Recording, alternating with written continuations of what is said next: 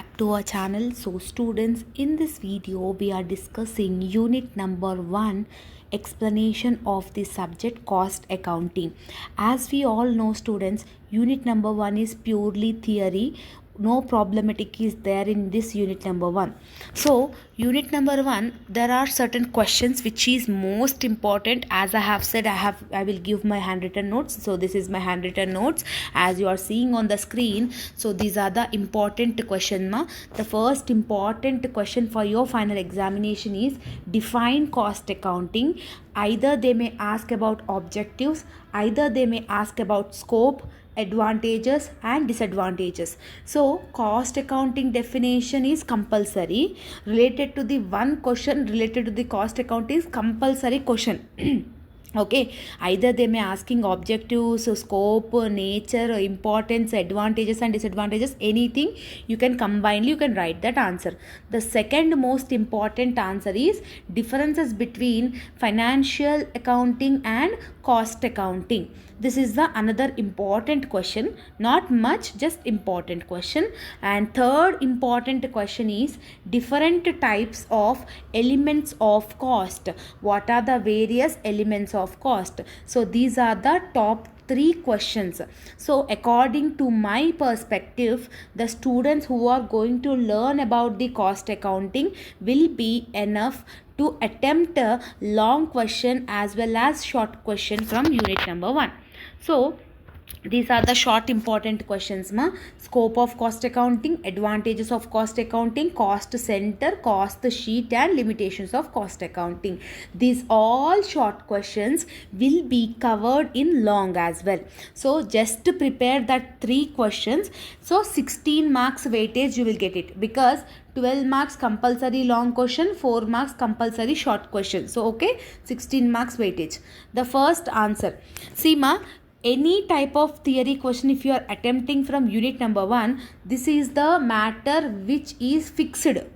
This definition of cost accounting is compulsory. You need to write it in unit number 1.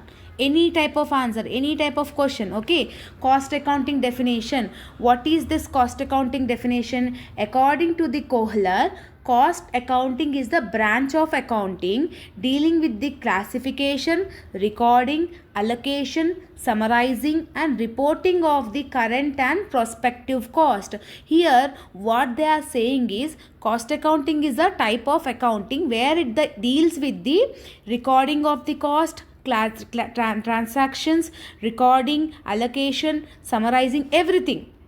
అంటే cost అంటే ఏంటి? Cost అంటే expenses. Cost is nothing about expenses. When in your organization, when you manage your expenses, your organization will be in profit.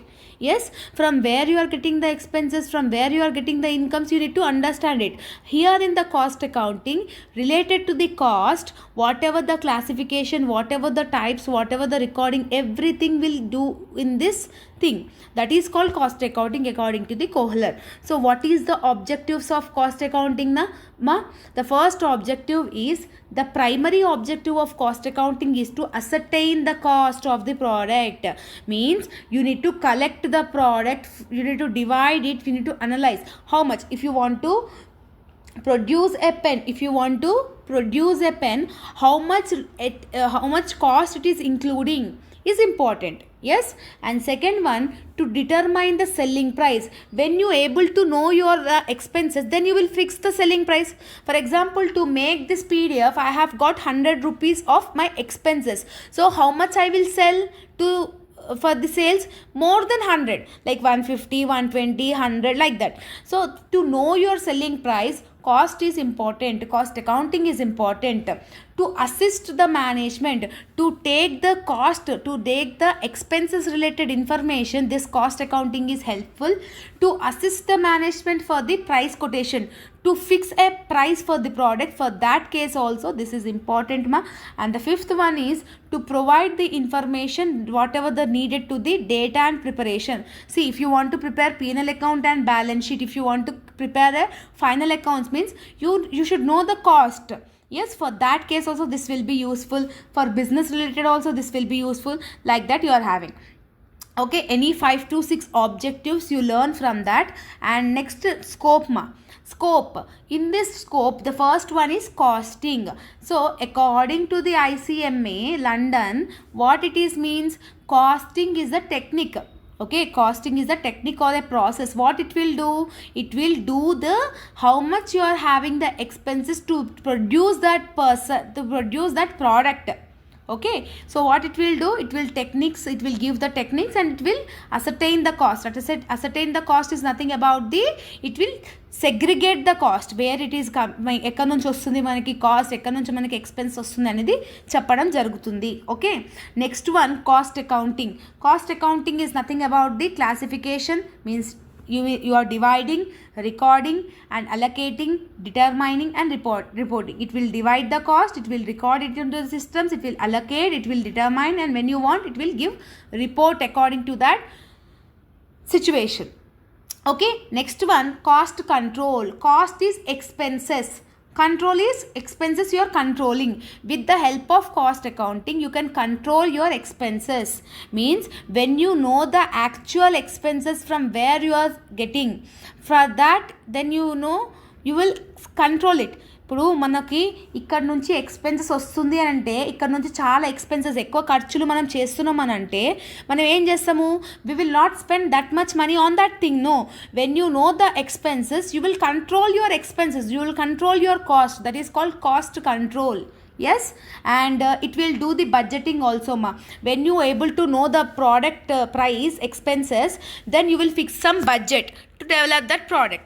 And the last one you are having, cost audit. Cost audit is nothing about the verification of the cost account, means correctness, how much correctness of the data you are providing, that is called cost audit. Audit is nothing about the verification. What you are verifying? Expenses. Cost you are verifying. So that is the meaning of cost audit. So this is the 12 marks answer, ma. And advantages, if they are asking, means helps in cost ascertainment. It means to fix the cost, this will be helpful. To control the cost, this will be helpful. For the price fixation, this will be helpful. To increase your profitability also, this will be helpful. It will be helpful in a to make a decision in the organization, this will be helpful. Yes, these are all the various advantages you are having in the cost accounting. Any 5 to 6 or 6 to 7 side headings, you can write it in your generally you can write it in your examination. No need to by heart this one. Generally what you have understood, just put it on the paper. Clear? And what are the disadvantages, ma? There are only 3 disadvantages. First one is it is expensive and it is not suitable for small businesses or small industries. And the estimates means it will not give the exact price, exact cost, just it will estimate it. Either it might be or it might not be. Okay, so these are the disadvantages. And suitability is also disadvantage, because sometimes misleading also it will do. Okay, role of management, sometimes ability, whatever the decisions you are taking, it might be not much more required, inapplicable. It is not applicable for the small scale industries, it is only useful for the large scale industries. Yes, so these are the various advantages and disadvantages. And third and the important and the last question is differences between cost accounting and financial accounting. So definition related to the cost accounting and financial accounting you need to learn, ma. So there is not at all having anything to explain in this. So I have made my notes to understand better. So simple notes, because in some materials it is little bit hard to understand. This notes PDF I have made, my handwritten notes. So you can get these notes in our Telegram group channel for free of cost. Okay, all the links I have mentioned in the description box. And the last answer, you need to understand about the elements of cost. Elements of cost is nothing about the 3 types, materials, labor and other expenses. In materials you will have direct materials, indirect materials, direct labor, indirect labor, other expenses, direct expenses and indirect expenses. All the indirect materials, indirect labor and indirect expenses means what I am saying is indirect materials, indirect labor, indirect expenses. If you are adding all these 3 things, is when you are adding these things, means that is called overheads. In 3rd chapter we have already learned about the overheads. In overheads what you are having? Manufacturing overheads, administrative overheads, selling and distribution overheads. About that you need to understand ma. See, last preference you need to give it to the first unit ma, because when you are perfect in the long problematic, automatically you will able to attempt long theory also. So that's why I have discussing this video in the last. So when the students have practiced unit 2, unit 3, unit 4 and unit 5 problematic, for them they can easily attempt unit 1 problematic ma. Okay, so these are the questions. So you need to understand, you need to write. So when you are writing for 12 marks, 3 sides compulsory you need to write, and when it is theory, try to draw a flow chart like this, try to add the diagrammatical representation so that it will increase your marks. Hello students, welcome back to our channel. So students, in this video we are discussing cost accounting subject unit number 2, complete problematic explanation. So if you are watching this video means absolutely you can able to score 16 marks weightage in problematic. Okay, so don't skip the video and watch till the end. This complete video will be enough to score 16 marks in this subject from this chapter. Okay, so from unit number 2, unit number 2 is materials chapter ma. In materials chapter, total you are having 5 problematic concepts. Okay, first one is FIFO, LIFO, weighted average, simple average. So LIFO, FIFO, weighted average and simple average, these 4 are the problematic questions. This problematic will come for 12 marks. Either they may ask LIFO and FIFO, or LIFO and weighted, or FIFO and simple, anything. Out of this 4, if out of these 4 problematic methods, you can able to score 12 marks in your final examination from this unit. And EOQ, economic order quantity problematic concept, you will get for 4 marks. So total 5 concepts you are having ma. So 12 marks plus 4 marks is absolutely 16 marks weightage. So don't skip the video ma. First we were discussing for the 12 marks. In single question I will explain LIFO, FIFO, weighted average and simple average method. Okay, so take down the notes ma. Please everyone along with me, you also do the sum, then only you will able to understand it. Okay, so what is the question they have given?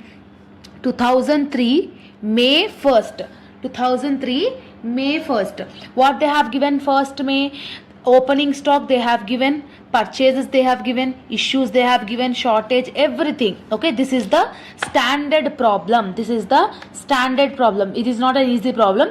If you able to understand this method means whatever the type of problematic question they might be asking from this unit, you will easily able to attempt that. Okay, clear? So that's it. So now first we will do this method in LIFO, FIFO, weighted average and simple average method. Okay, now see here what is the proforma. So in your final examination booklet, combinedly, like wherever you start from here, no, one proforma you should combinedly draw in 2 sides of the page, because in one side you will not able to fit this proforma and you can't write here in this way also. So that's why when you are writing a problematic solution from unit number 2 in your final examination, either LIFO, FIFO, weighted or simple average method, combinedly you need to draw the proforma. Clear? So table name should be stores ledger account. Table name should be stores ledger account. Under which method we are doing?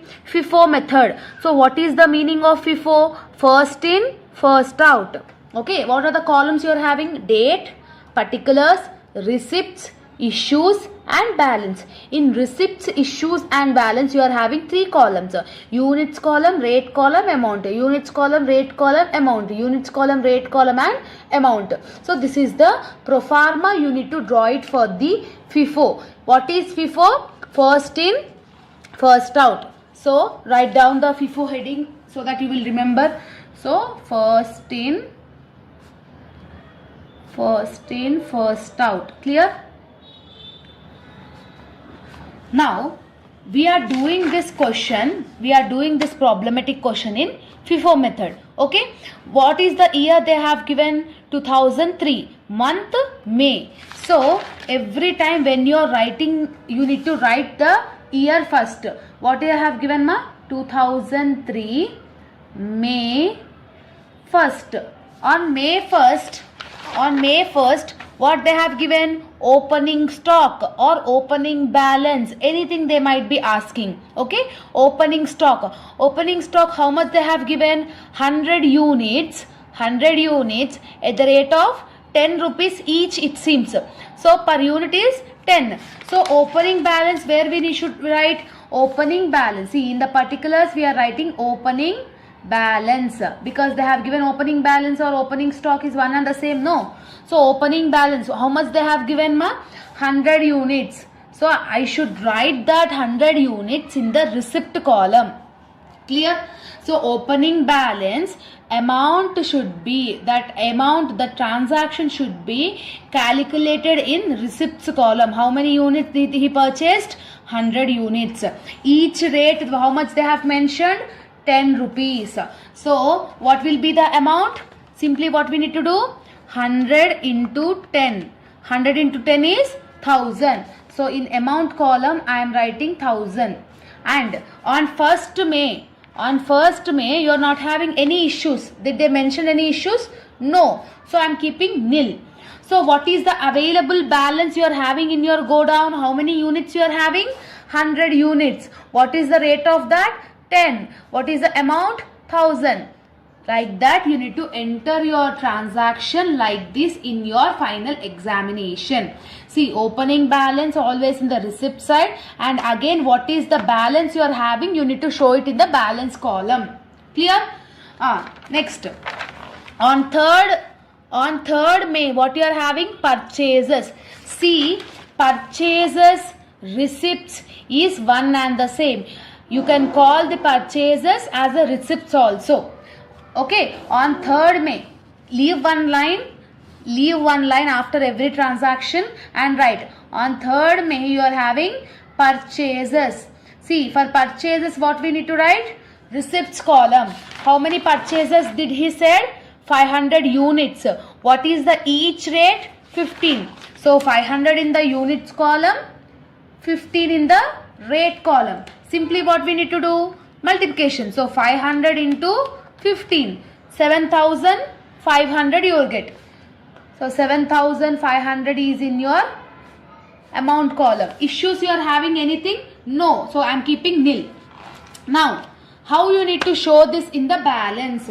See ma, when you have entering the purchases or entering anything, receipts, anything, if you are entering means the old balance you need to bring it down first, and whatever the new purchase is having, that you need to enter last.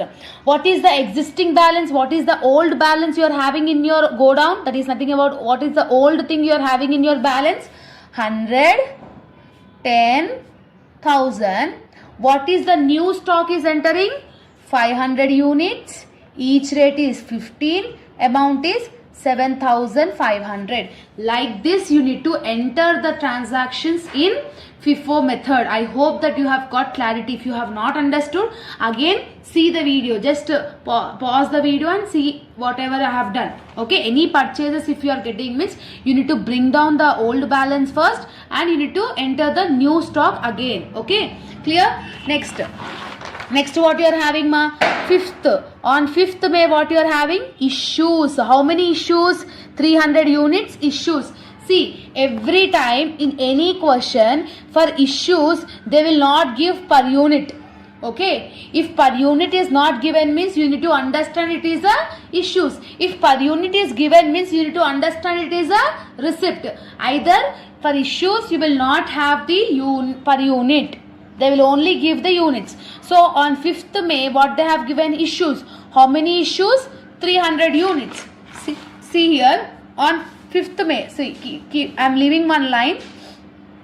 Okay, I am leaving one line. I am writing here 5th May. What you are having? Issues. So issues means we are not having anything with the receipts. No, I am keeping it nil. Okay, keeping it nil. How many issues did he say? 300 units issues did he said. So in issues column first write 300 rupees in the bracket. First write 300 rupees in the bracket. Okay. So now see ma, important thing. Which method we are using? First in, first out. You want 300 units. What is the units you are having in your go down? 100 and 500. This is the two stocks you are having in your go down, and you need 300 units. Which method? FIFO method. So how you need to check means, out of these two stocks, what is the first stock you have entered? The first stock were entered is 100. Yes, the first stock which you have entered in your stores ledger account is 100. First you need to use that. If not sufficient means you need to use second one. That is the speciality of FIFO method. Whatever you have invested, whatever you have inserted first, that should be bring out first only. So that is called first in, first out. So how many units you want? 300. But in first unit, how many units you are having? 100. So first use that 100. So 100 units. What is the rate of that? You are having 10. So 100 into 10, 1000. Still how much you want? You want 300. In that 100 only you got. Still 200 you want? No. So this stock is over now. Okay, the first stock is over. From second stock 500, you can use 200, no? Absolutely we can use 200. So what we need to do? Here I am writing 200. What is the rate you are having here for 500? Beside that, what is the rate you are having? Because we are using from this, no? 15. So 200 into 15. So 200 into 15. If you are doing means how much you are getting? 3000. So 3000 writing in the issues amount. Clear? Now from first stock you have already used. From second stock you have used 200. Means issues is nothing about you have used it. It has been gone from stores ledger account. So in balance, what is the existing? Will 100 is existing? No, 100 is not existing. In 500, how many is existing? Because you have used 200. Only 300 will be getting existing. No. What is the remaining balance? That only you need to write it over here. So from 500 you have used 200. So what is the existing balance? 300. What is the rate of that? 15. So 300 into 15 you need to do. How much you are getting? 4500. So 4500 in the amount column. Like this you need to do the FIFO method. Clear? If you understand this FIFO method perfectly means you can able to understand anything. Okay? Next what you are having? 9th May. On 9th May again issues it seems. How many units issues? 100 units. So what we need to do? I am giving after every transaction I am leaving one line and I am writing here. So 9th May again issues. How many issues? 100. So in issues column under units in bracket I am writing 100. Okay ma? 100 units. What is the existing stock you are having? 300. Only one stock is existing. From 300 you can use 100, no? Yes, you can use it. So 100. What is the rate you are having? 15. So 100 into 15 you need to do. 100 into 15 is 1500. So from 300 you have used 100. What is the remaining balance you are having? 200. So that remaining balance only you should write it, no. So 200. What is the rate you are having? 15. So 200 into 15, what you need to having? 3000. Clear? Like this you need to do it. Next, on 11th what you are having? Purchases. How many units purchases? 600. Each is 6. Purchase is nothing about receipt only, no. So what is the date? 11th. Purchases. How many units purchases? 600 units. What is the rate? 6. So 600 into 6 you need to do. It is 3600. So in issues you are not having anything. How we will enter purchases ma? Existing stock you will write first and new stock you will enter later. What is the existing stock you are having in your go down? 200, 15, 3000. What is the new stock is entering? 600, 6, 3600. Clear? Like that you need to enter. That's it. Simple, easy. Next, on 13th what you are having? Shortage. Shortage is nothing about issues. Okay, because shortage is the value is decreasing. When you are taking the issues, then your value will be decreased. No. And you can observe second tip also. Only units they have given. Amount they have not given. Per unit they have not given. So that time you need to assume this shortage as a issues. How many issues? 300 units. Clear? So what is the date you are having? 13th. So on 13th you are having shortage. So I am writing here 13th shortage. So shortage is nothing about issues. How many issues they have said? How many shortage they have said? 300 units. In bracket I am writing 300. Which method you are using? FIFO method. What is the existing stock? 200 and 600. First stock is 200 because we are using FIFO method. So FIFO method, first you should use 200, 15, 3000. 200 into 15 is 3000. Still how much you want? From 300 you have got 200. Still how much you want? 100 rupees. So from 600 you can use 100, no? So 100, what is the rate? 6. 100 into 6 is 600. Now what is the existing stock you are having in your go down? 200 is used. From 500 you have, from 600 you have used 100. What is the remaining? 500. So 500 into 6 you need to do. So 500 into 6 if you are doing means you are getting 3000. So 3000 is your go down balance. Like that you need to do it. Clear? Next what you are having? Returned to store. Means returned to store is nothing about we are getting back. If we are getting back, it is a purchase or issues? Purchases, receipts. See how many units? 100 units. What is the rate? 5 each. So returned to storage, right? On 19th you are having returned to storage. So 19th returned to store. How many units? 100 units. What is the rate? 5. So 100 into 5, 500. Okay. How you will enter it into the balance? Old stock you will write first. New stock you will enter. What is the old stock? 500, 6, 3000. New stock is 100, 5, 500. Like that you need to enter. Clear? And the last transaction what you are having, ma? 30 issues you are having. How many issues? 100 issues. So on 30th May, on 30 what you are having? Issues. Okay, issues is 100. 100 I am writing in the bracket first. What is the existing stock you are having? 500 and 100. Which method you are using? FIFO method. Out of this two stock, what is the first stock? 500. From 500 you can use 100 rupees, no? So 100, what is the rate you are having? 6. So 100 into 6, 600. Now what is the existing stock you are having? From 500 you have used 100.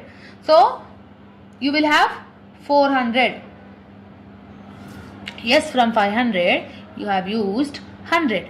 What is the remaining? 400. What is the rate? 6. So 400 into 6 is nothing about 2400. Clear? This stock is still there because you have not yet used, you have not yet touched, no? The same stock you need to write it over here. So 100, 5, 500. So everything is over. Transactions is over. Simply what we need to do?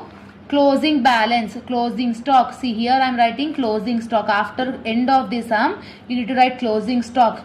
In balance column, what is the total units you are having in the last? You are having only this two only, no, this is all previous ones. So 400 you are having, 100 you are having. So how many units you are having total? 500. So 500 units you are having. The final answer of closing stock is 500 rupees. So this 500 units should be in LIFO, weighted and simple also. If you are doing the same question in weighted average, simple average, last in first out, LIFO method also, the final answer should get 500 units only. Like this you need to do. Clear? So when you understand FIFO only, you will able to understand LIFO. Okay? Now we will do the LIFO mark. So for LIFO also they same pro forma, date, particulars. In receipt column you will have 3, in issues column you will have 3, and in balance column also you will have 3. So what is the meaning of LIFO? LIFO stands for last in first out. What is that? Last in first out. Means whatever the stock you have entered last, that should be used first. That is the main rule of LIFO. Clear? Now we will do the same question in LIFO method. Okay, so 2003 May 1st opening stock you are having 100 units, each is 10. So opening stock we will write here only, no. So year first 2003 May 1st opening balance. Opening balance, how much they have given? 100 units, each rate is 10. So 100 into 10, the amount will become 1000. Clear? So again where we will enter that? In the balance column. How many units you are having? 100. Rate is 10. What is the amount? 1000. Means this is the stock you are having in your go down. Next, what is the second date you are having? Third, you are having purchases. 500 units at the rate of 15 each. Purchase is nothing about receipt only, no. What is the date? Third. So third you are having purchases. So purchase always in the receipt. How many purchases? 500 units purchases, each is 15. So what we need to do? Multiplication. So 500 into 15 if you are doing means 7500. How you will enter? Old stock you should write first, new stock you need to enter later. So old stock is 100, 10,000. New stock is 500, 15, 7500. Like this you need to write it. Next what you are having? Issues you are having. How many issues? 300 units. So on date is 5th. On 5th you are having issues. How many issues? So issues column only we should write, no. How many issues they said? 300 units issues. So in issues units I am writing in bracket 300. Now you want 300 units as a issues. Which method you are using? LIFO method, last in first out. What is the stock you are having in your go down? 100 and 500. Out of these two, what is the last balance? 500. So from last onwards you need to use it, ma. From 500 you can use 300, no? Absolutely you can use 300. So directly I am writing 300. What is the rate you are having over here? 15. So what we need to do? 300 into 15, that is 4500. You need to do it because LIFO method from last you need to use it. Clear? Now tell me, ma, first when you are writing the existing balance, did you touch to 100 rupees? No. 100 stock is same because you have not yet used, no. So 100 into 10 is 1000. From 500, how much you have used? 300. How much will be the remaining? 200. What is the rate? 15. Simply what we need to do? 200 into 15. So the answer is 3000. Clear? Simple thing, ma. In LIFO and FIFO the change is there we will use from first in issues. In issues here we will use it from the last. That is the only difference you are having. Clear? Next, after 5th what you are having? 9th. 9th is also you are having issues. How many issues? 100. So here I am writing 9th. Again issues. How many issues? 100. 100 I am writing in the bracket. So which method you are using? LIFO method. Out of this two existing stock, what is the last stock? 200. So from 200 you can use 100. Yes, you can use. So 100. What is the rate you are having? 15. So 100 into 15 you need to do. 100 into 15 is nothing about 1500. Clear? The first stock you have used? No. The same stock you need to write 110,000. From second stock you have used 100. What will be the remaining? 100. 200 minus 100 is 100. So rate you are having 15. So 100 into 15 is 1500. That's it. Clear? I hope that you have understood. Next you are having, ma, purchases. Next on the 11th of May you are having purchases. What is the purchases? 600 units. Each is 6. So on 11th you are having purchases, no. So 11th purchases.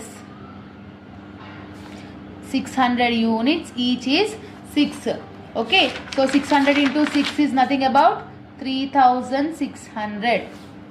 Okay, if new stock is entering into the stores, what we will do? We will bring the old stock first and we will write the new stock. So old stock is 100, 10, 1000, and again 100, 15, 1500. Now what is the new stock? 600, 6, 3600. Clear? Like this you need to enter it, ma. Okay, this you need to enter it, ma. So again after 11th, what you are having? 13th you are having. What is the 13th you are having? Storage. So shortage is nothing about the, what I have said, issues. How many issues? 300. Shortage is decreased value, no? So date is 13th. On 13th you are having shortage. See here I am writing 13. Shortage. How much is the shortage? They have said 300 units, right? So in issues column I am writing 300 units in the bracket. Which method we are using? LIFO method. What is the balances you are having? This 3. In this 3, what is the last balance we have entered? 600. From 600 we can use 300? Yes, you can use. So 300 directly I am writing. What is the rate you are having here? 6. So 300 into 6 if you are doing means 1800 you are getting here. Okay. So what is the existing balance? 100 you have not yet touched. This 100 also you have not yet touched. So same balance you need to write. 100 into 10 is 1000. 100 into 15 is 1500. Okay. From 600 you have used 300. What is the remaining amount? 300. 600 minus 300 is 300. What is the rate you are having? 6. So 600 into 6 is 300 into 6 is 1800. Clear? That's it. Like that you need to understand and you need to write it, ma. Okay. Next what you are having? 19th you are having returned to store. Returned to store 100 units. Each is 5 rupees it seems. So on 19th you are having returned to store. How many units? 100 units. Each is 5. So total 500 units, right? So now how you will enter here? The old balance you will write again and new balance you will enter here. What is the old balance? 100, 10, 1000. Mala again 100, 15, 1500, 300, 6, 1800, and the new stock is 100, 5, 500. Like this you need to write it. Okay. And next and the last value you are having issues. On 30 you are having issues. How many issues? 100 units. So see here I am writing 30 issues. How many issues? 100. So in issues column I am writing 100 in the bracket, right? So what is the stock we are having here? This many stocks. What is the last stock you are having? 100, 5, 1500. You should use 100 only because from last LIFO method. No, you want 100. Here also you are having 100. You can use? Yes, you can use. So 100, 5, 1500. Sorry, 100, 5, 500. So what is the existing balance you are having here? See here I am writing because of lack of place. So existing balance is 100, 10, 1000.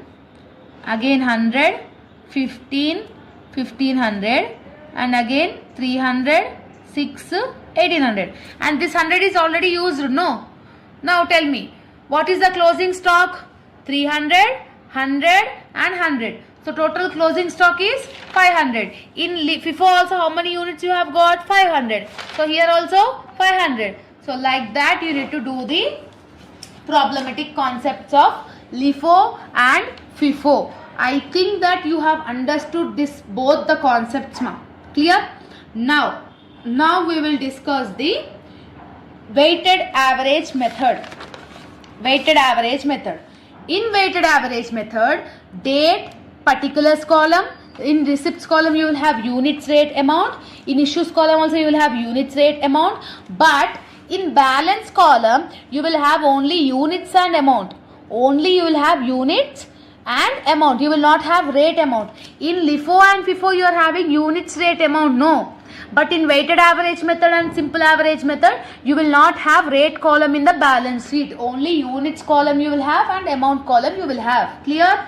Now the same question we will do in the weighted average method, and the closing stock should be 500 rupees only, 500 units only. What is the year they have mentioned in the question? 2003 May 1st. On May 1st, what you are having? Opening balance, opening stock. Clear? So opening balance, how much they have given in the question? 100 units at the rate of 10 each. So units 100, rate is 10. 100 into 10 is 1000. Okay.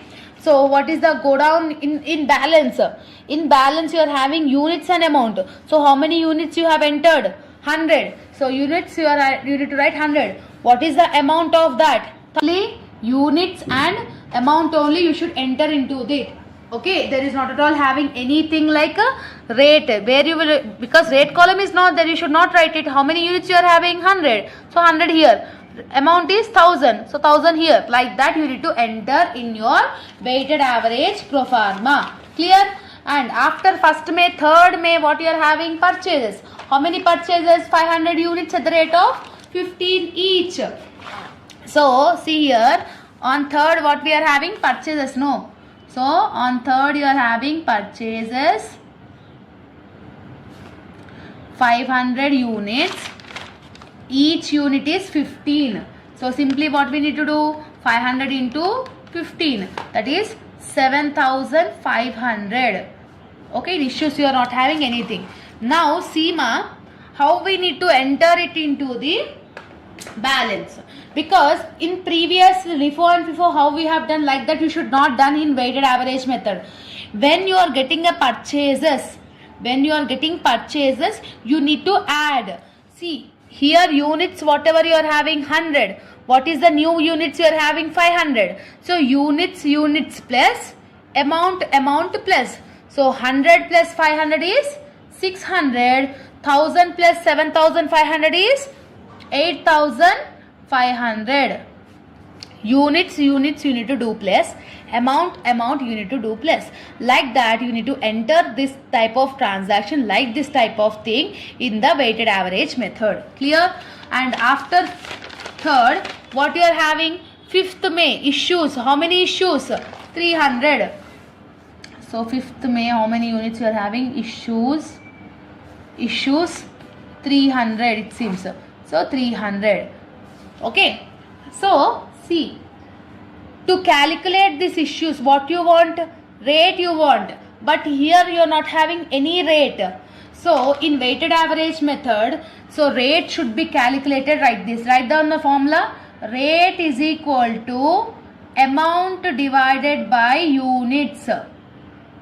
Rate is equal to amount divided by units. If you want to calculate the issues rate, what you need to do? What is the amount you are having here? 8500. Amount divided by units. That is nothing about 8500 divided by 600. How much you are getting? 14.1. Point after 1 is amount. Enough. So 14.1 you need to write it. So 300 into 14.1 is 4230. 4230. Okay. Seema, in weighted average method, to calculate the issues rate, you need to take amount divided by units. Clear? So if issues is having means, how you need to do means, purchases we have done addition. For issues what we need to do? We need to do minus. So units minus amount minus. So 600 minus 300 is 300. 8500 minus 4230 minus 4230. If you are doing means how much you are getting? 4270. See. Okay, 8500 minus 4230. When you are getting an issues means amount minus units minus. Like this you need to enter the transaction. Now after 5th what you are having? 9th. 9th is also again you are having issues. How many issues? 100. So here I am writing 9th issues How many issues? 100. See, to calculate the issues rate, what we need to do? Amount divided by units. What is the amount you are having? 4270. What is the units? Divided by 300. So how much you are getting? 14.2. 14.2. So 100 into 14.2 is 1420. Okay. Issues means minus. 300 minus 100 is 200. 300 minus 100 is 200. 4270 minus 1420 is 4270 minus 1420 if you are doing means 2850 is the answer. Clear? I hope you are understanding the explanation. Okay. Now, after that, what you are having? On level 2 you are having purchases. How many units? 600 at the rate of 6. So, on level 2 you are having purchases, no? See, here I am writing level purchases. 600 units. Each is 6. So, 6 6 are 3600. When you are having a purchases, what I have said? Units add, amount add. So, units is 200, here 600. So, 200 plus 600 is 800. 2850 plus 3600. If you are doing means 6450, you are getting the answer. So, 6450. So, purchase means addition, issues means minus. On 13th, what you are having? Shortage. So, shortage is nothing about the issues. On 13th, you are having shortage. Shortage is nothing about the issues. How much the shortage you are having? It seems what they have said, 300 units shortage it seems. So, here I am writing 300. To calculate the rate, what we need to do? 6450 divided by 800. So, amount divided by units if you are doing means 8.0. So, 8.0. So, 300 into 8.0 is nothing about 2400. Issues means minus. 800 minus 300 is 500. Okay. 6450 minus 2400 if you are doing means what is the existing balance? 4050. Like that you need to enter a simple thing. Simply you can easily understand it. Okay. Okay. Next one. On 19th you are having returned to store. Returned to store is nothing about receipt. 100 units at the rate of 5 rupees each. So here I am writing on 19th returned to store. How many units it has been returned? 100 units. Rate is 5. So 100 into 5 is 500. Okay. Now when it is having an purchase means like 500 plus 100 is 600. Amount plus amount 4050 plus 500 is nothing about 4550. Clear? And the last transaction issues you are having 100 units ma. So 30th May issues 100. Okay. So here I am writing 100. To calculate the rate, what you need to do? 4550 divided by 600. How much you are getting? 7.5. So 7.5 is your rate. So 100 into 7.5 if you are doing means you are getting 750. So issues means minus. So 600 minus 100 is 500. So 4550 minus 750 is 3800. So question is over. Now what we need to do? You need to calculate the closing stock. So closing stock, what you are having the balance units. What is the balance units you are having last? 500.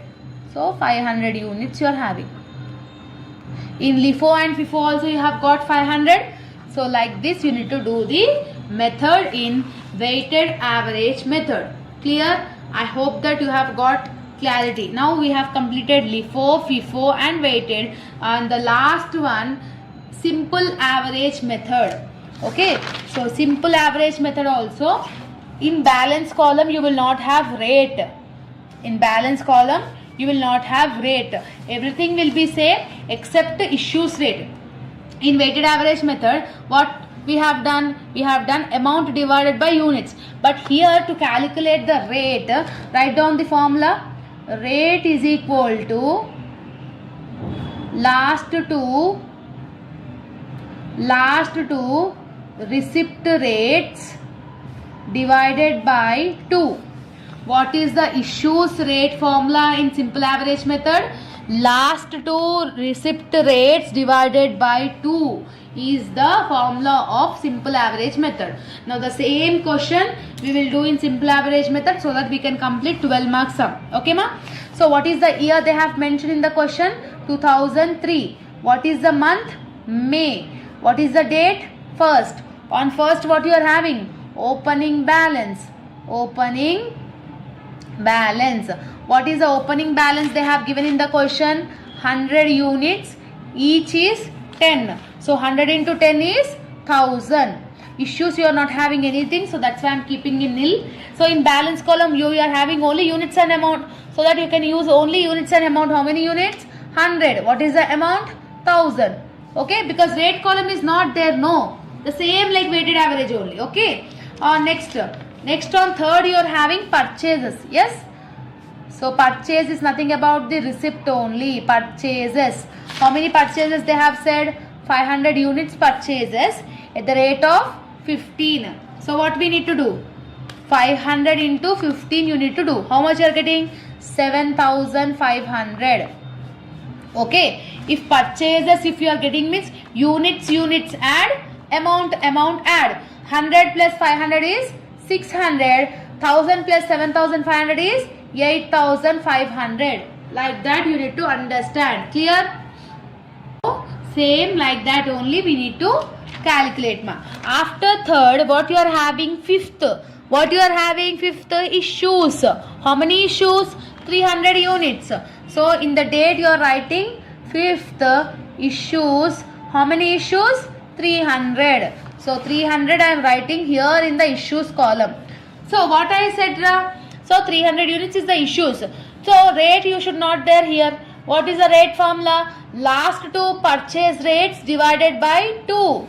So before this issues, what is the last two purchases you are having? 100 and 500. What is the rate of that? 10 and 15. Simply what we need to do? Average of that 2. So 10 plus 15 divided by 2.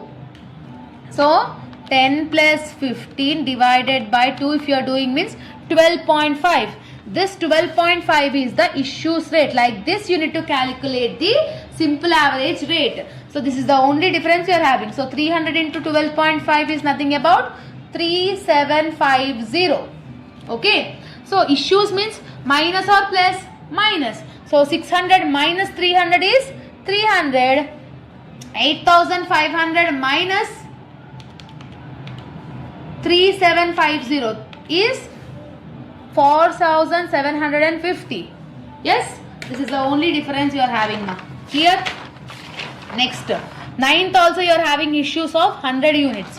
See, on ninth you are having issues 100. So to calculate the issues rate, what is the last two purchases? Last two from down onwards, 15 and 10. So 15 plus 10 divided by 2, again 12.5.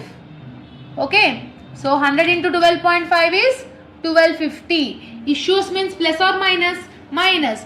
300 minus 100 is 200. 4,750 minus 1250 is 3,500. Simple thing. Simple. Okay. Only that the rate amount will be decreased. Okay. On 11th you are having purchases. How many purchases? 600 units at the rate of 6 each. So on 11th you are having purchases 600 units at the rate of 6 each. So 6 6 are 3600. When purchase is having means what we will do? Units add, amount add. 200 plus 600 is 800. 3500 plus 3600. 3500 plus 3600 is 7,100. Like this you need to enter it. Only in the issues rate you will have the difference. Remaining everything will be same. On 13th you are having shortage. How many units shortage? 300. So shortage is nothing about the issues. So on 13th you are having shortage of 300 units. So you want the rate? Yes, issues rate. What is the last two purchase rate you are having? Last two. So from down onwards if you are seeing means 6 and 15. 6 and 15 is the last two purchase rate. What we need to do? Average. So 6 plus 15 divided by 2. 10.5 is the rate. 10.5. 300 into 10.5 is 3,150. Clear? So issues means minus. So 800 minus 300 is 500. 7,100 minus 3,150 is 3,950 is the balancing amount. Clear? Next. On 19th you are having returned to stores. 100 units at the rate of 5. On 19th you are having returned to store. Okay. 100 units at the rate of 5 each. So 100 into 5 is 500. So purchase is nothing about addition. Units add. 500 plus 100 is 600. 3,950. 3,950 plus 500 is 4,450. Clear? 3,950 plus 500 is nothing about 4,450. Okay. And the last transaction you are having 30. Issues you are having. How many issues? 100 units. See here. 30 issues. How many issues? 100. To calculate the rate, what you need to take? Last two purchase rate. What is the last two purchase rate you are having? 5 and 6. So 5 plus 6 divided by 2 is nothing about 5.5. So 100 into 5.5 is 550.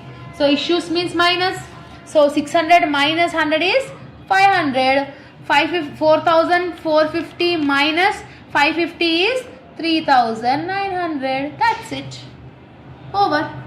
Only the rate will be difference. Now closing stock. What is the last balance units you are having? 500. So 500 units. Clear? So like this you need to understand the concept of LIFO, FIFO, weighted and simple. See, in every LIFO and FIFO and weighted and simple, the last one is 500 only is the balance. Clear? 500, 500, 500 and 500. This is the four concepts. Compulsory problematic question for 12 marks. If you have done correctly means 12 on 12 marks you will easily get it. Okay, they will not deduct any marks if you have done correctly. Okay, now we were discussing the 4 marks problematic question which is very important from unit number 2, that is EOQ. EOQ for economic order quantity. What is the formula? What is it stands for? Economic order quantity. In the question, what they have given? Annual consumption they have given, ordering cost they have given, price per unit they have given, carrying cost also they have given. First, what we need to do? You need to write the EOQ formula. So EOQ formula is under root 2AO by C. What is the formula of EOQ? 2AO by C. So A is nothing about annual consumption. C is nothing about carrying cost. O is nothing about ordering cost. In every question, carrying cost and price they will give. Carrying cost always they will give in the percentage and price per unit they will give. What we need to do? We need to calculate C first. We need to calculate C first. What is the price they have given? So price into carrying cost, you need to do it first. So what is the price they have given in the question? 50. What is the carrying cost? 30. So 50 into 30% you need to do it first in every question. Okay. So 50 into 30% if you are doing means how much you are getting? C. So the value of C is 15. The carrying cost value we need to calculate. How we will calculate? Price into carrying cost percentage. After calculating the carrying cost, now substitute in the formula. So EOQ is equal to under root 2 is default. Okay. What is annual consumption? 1900. So 2 into 1900 into what is the ordering cost they have given in the question? 10 rupees per order. So 10 divided by what is the C we have calculated? 15. So again EOQ is equal to under root, what we need to do? First we need to multiply 2 into 1900 into 10. How much you are getting? 38,000. So 38,000 divided by 15. Okay. So EOQ is equal to under root 38,000 divided by 15. We need to do it, ma. How much you are getting? 2533.3. 0.3 means one same number only you can take it. So 2533.3 you are getting, no? Yes, the same value I am giving 3.3. So point after two numbers I am taking. Simply what we need to do in the last step, EOQ is equal to root value of this. Means 2533.33. What is the root value? In calculator you will have the root calculator symbol. Simply click on that. How much you are getting? 50.3. So EOQ is equal to 50.33. That's it. This is the very important problematic concept for 4 marks from unit number 2. Even though EOQ, if they are asking for theory also, you can take the question as an example. EOQ stands for economic order quantity. Like that you can elaborate the answer and you can write the formula and you can substitute like in the example formula also. So this is all about the complete unit number 2 materials chapter from cost accounting. I hope that you have got clarity. Hello all, welcome back to our channel. So students, in this video the complete concept of the chapter overheads we are discussing. By watching this video you can absolutely score 16 marks weightage in your final examination. Okay, so from unit number 3, this is the part 2 concept ma, overheads. We are preparing 12 marks problematic question from this overheads. We are having 2 topics in overheads ma. Topic number 1 is overheads distribution sheet and topic number 2 is machine hour rate. These 2 topics problematic, if you have been perfect, means definitely you can attempt one long and one short, that is 16 marks weightage. Before stepping into the problematic solution, first you need to understand the pro forma, then only you can easily understand this overheads distribution sheet. So first we will discuss the introduction part of overheads, then we will come back to the problematic solution. Clear? So listen the introduction part of the overheads because that is important, because when you understand the pro forma then only you will easily understand the problematic. Clear? So after listening that we will come back to the problem solving. Okay? Students, before problematic you need to understand the overheads distribution sheet pro forma. Okay, so pro forma is nothing like that, like you need to remember this only, just you need to understand where you need to do it. Okay, see ma, in overheads you will have production department and service department. Okay, in the production department and service department you will have. Okay, if in the question if they have mentioned direct materials, direct labors, means you should consider the direct materials and direct labor only for the service department.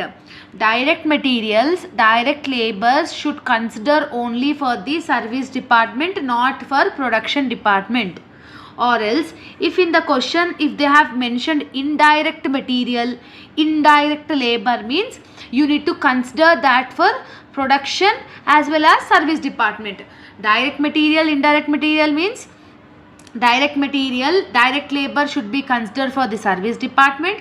Indirect material and indirect labor should be considered for both production as well as service department. This is the first thing you need to remember it ma. Okay, see rent. If in the question if they have given rent, rate and taxes, always you should calculate on floor area. If canteen expenses is given, means always you should calculate on number of workers. If power they have mentioned, means HP. If lighting they have mentioned means number of units. If supervisor is mentioned means number of workers. Audit fee if they have given means on sales you need to do. If stores expenses if they have given means on material we need to do. So this is the amount they will give. On what ratio you need to take, that you need to understand, that you need to give the clarification before that. Clear? So that is the main thing you need to have, ma. So that's it. See here in the box clearly it is been mentioned, it has been mentioned, rent, rate and taxes always on floor area, electric lighting always on floor area, or else number of units. If number of units is not given, floor area you can take it. ESI if they have given means each department you need to calculate. If they have given canteen expenses means number of employees, or you can calculate it on the direct wages also. Like that you need to remember what ratio we need to calculate. That is the only thing you need to do it in the overheads, but remaining will be easy. Clear? So this is the one thing you are having, and this is the pro forma of machine hour rate. In machine hour rate ma, you are having fixed expenses and variable expenses. So in fixed expenses the amount should be written only in the amount column. Okay, and but in the variable expenses the final answers after calculating all this should be written in the per unit. So variable always should be entered in per unit, fixed expenses always should be entered in the amount column. So this is the machine hour rate pro forma. In detail we will discuss while doing the solution. This is the basic introduction I want to give you. This is the notes which I have prepared, ma. You can get these notes in our Telegram group for free of cost. All the links I have mentioned in the description box. Okay, now let's do the problematic sum. Okay. So students, now we will discuss the problematic solution, like how we need to solve this overheads distribution sheet. So the question is on the screen, ma. So let's look into the question. The following figures are available for the month of 25 working days. Per day they are working for 8 hours. So per month 25 working days, it seems per day it is 8 hours the people are working. So what is they have given, ma? Expenses they have given power 1000 rupees, and it is distributed to service department as well as the production department. Okay, salaries 2000, but it has not yet all distributed to service department and production department. We need to distribute it. So next you are having rent, next you are having welfare. Okay, next you are having others. Okay, so if the amount is not yet all distributed means we need to distribute in the overheads distribution sheet. Okay, so number of workers is the ratio only, no ma. For the service department they have given 10, for A they have given 30, B they have given 40, C they have given 20.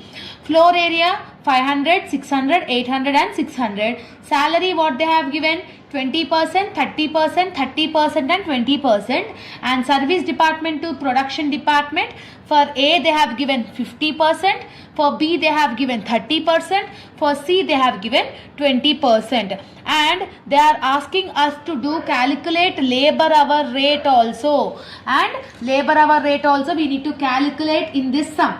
Okay, so I hope that you have taken a screenshot of the question, or make sure you write it in your notebook, ma. So now we will directly do the solution. Okay, make sure you keep the question with you all. Okay, in overheads distribution sheet, ma, what is the table you are having? Particulars, basis, total amount column. In service department we are having only one. In the question service department they have mentioned only one, so that's why only service department one column. But in production department they have mentioned A, B, C. So A, B, C are production department. Clear? Now first and the foremost one, what they have given in the question, ma? Power they have given. Okay, so power already they have distributed the amount. In the basic column, if the amount is already distributed, what we need to write? Given, we need to write it, because it's already given in the question. What is the total amount of the power in the question? They have given 1000. In service department, how much it has been distributed? 240 to service department, For A they have distributed to 200, for B they have distributed to 200, for C they have distributed to 360. Because all this distribution is already given in the question, simply I am writing that. Okay ma? So rent always should be calculated on the floor area, right? So what is the floor area they have given? 500, 600, 800 and 600 they have given. Means 2 zeros if you have calculated cancelled, means 5 is to 6 is to 8 is to 6. Yes, 5 is to 6 is to 8 is to 6 will be your rent percentage. So 5 is to 6 is to 8 is to 6. Okay. So how we can do? 500 into 5 divided by 25. So 100 will get to the service department. Next 500 into 6 divided by 25. 120. Next 500 into 8 divided by 25. 160. Okay. 500 into 6 divided by 25. How much you are getting here? 120. Clear? So 100, 120, 160 and 120 you are getting. Now we will do the salary ma. So salary what they have given in the question, salary the total amount is 2000 rupees. So salary we should calculate on the salary only, no. So what is the salary percentage they have given in the question? 20, 30, 30, 20. So 0, 0, 0, 0 if you have cancelled means 2, 3, 3, 2. That means 2 is to 3 is to 3 is to 2 will be your ratio. Okay. So simply you calculate according to that. So 2000 into 2 divided by, so 2 plus 3 is 5, 5 plus 3 is 8, 8 plus 2 is 10. So 4000 divided by 10. 2000 into 2 divided by 10, that is 400. Next 2000 into 3 divided by 10, that is 600. Again 2000 into 3 divided by 10, again 600. Next 2000 into 2 divided by 10, again you are having 400. So this is the calculation, like this you need to do. Be aware, be conscious about what ratios you are taking. Okay. So that is the one thing I want to tell you all ma. Next what they have given in the question. Next what they have given in the question. Welfare they have given. Okay. What they have given? Welfare. So welfare according to the question, welfare always should be calculated on number of workers. Yes. So number of workers we need to calculate. So what is the number of workers percentages they have given? 10, 30, 40 and 20. So 0, 0, 0, 0 will be cancelled. So what will be the remaining? 1 is to 3 is to 4 is to 2. So that ratio you need to take. So 1 is to 3 is to 4 is to 2. So what is the welfare amount, total amount they have given in the question ma? 600 rupees. So this 600 rupees should be shared to the production and service department according to that. Okay. So 600 into 1 divided by, so 3 plus 1 is 4, 4 plus 4 is 8, 8 plus 2 is 10. So divided by 600 into 1 divided by 10, it is 60. Next 600 into 3 divided by 10, 600 into 3 divided by 10, that is 180. Next 600 into 4 divided by 10, that is 240. Next 600 into 2 divided by 10, that is 120. Yes, like this you need to take it. Next what they have given? Others they have given. Others they have already given. So that's why I am writing here given, because amount is shared. So total amount is 1200. Service department is receiving 200. Production department A is receiving 200. B is receiving 400. C is receiving again 400. So like this we have done. Yes. After this what we need to do? We need to calculate the total expenses. What we need to do? Total expenses. Simply we need to add the total. So total expenses. So total expenses of service department as well as the production department. So what is the total? See, 1000 plus 500 plus 2000 plus 600 plus 1200. So you are getting 5300 in the total column. Same service department, 240 plus 100 plus 400 plus 60 plus 200. How much you are getting? 1000. Next, A, 200 plus 120 plus 600 plus 180 plus 200. So that will be 1300. For B, 200 plus 160 plus 600 plus 240 plus 400. That will be 1600.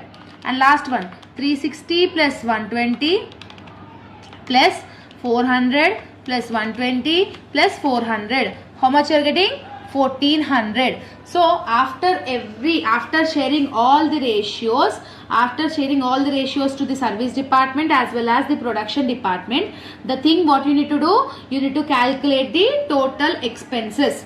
Till here I think you have understood. After calculating the total expenses, whatever the service department total is there in every overheads distribution question, every time service department should be shared to the production department.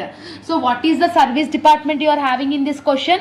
This one only you are having. How much you are having? 1000 rupees you are having. This 1000 of the service department should be shared to the production department. In production department, how many you are having? A, B and C. That means service department 1000 should be shared to production A, production B and production C. To share this service department, what we want? Ratios we want? No. So service department 1000 should be shared to the production department. To share that amount, what you want? Ratios. So ratios they have mentioned in the question. No, service department to production department. How much they have mentioned? 50%, 30% and 20%. So every time, every question of overheads distribution sheet, at last service department total should be shared to the production department. So to share that ratios definitely they will give in the question. So A is receiving 50%, B is receiving 30% and C is receiving 20%. Clear? So when you are sharing that amount, here you write it, So service department to production department.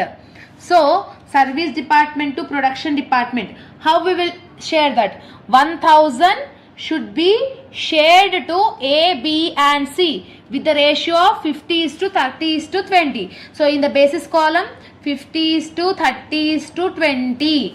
Okay. See how much? A will receive 1000 into 50%. So A will receive 500, B will receive 300, C will receive 200. Yes or no? So here how much you will get? Minus 1000, because this 1000 has been shared to the A, B and C. So here the value will become automatically negative.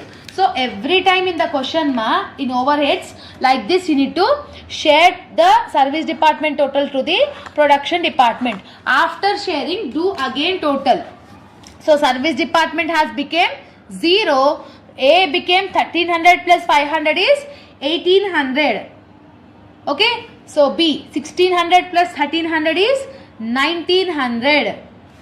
C 1400 plus 200 is 1600. So this amount is called total overheads. What is called? Total overheads. Total overheads is nothing about, so after sharing service department amount to the production department, the amount whatever is visible here is called total overheads.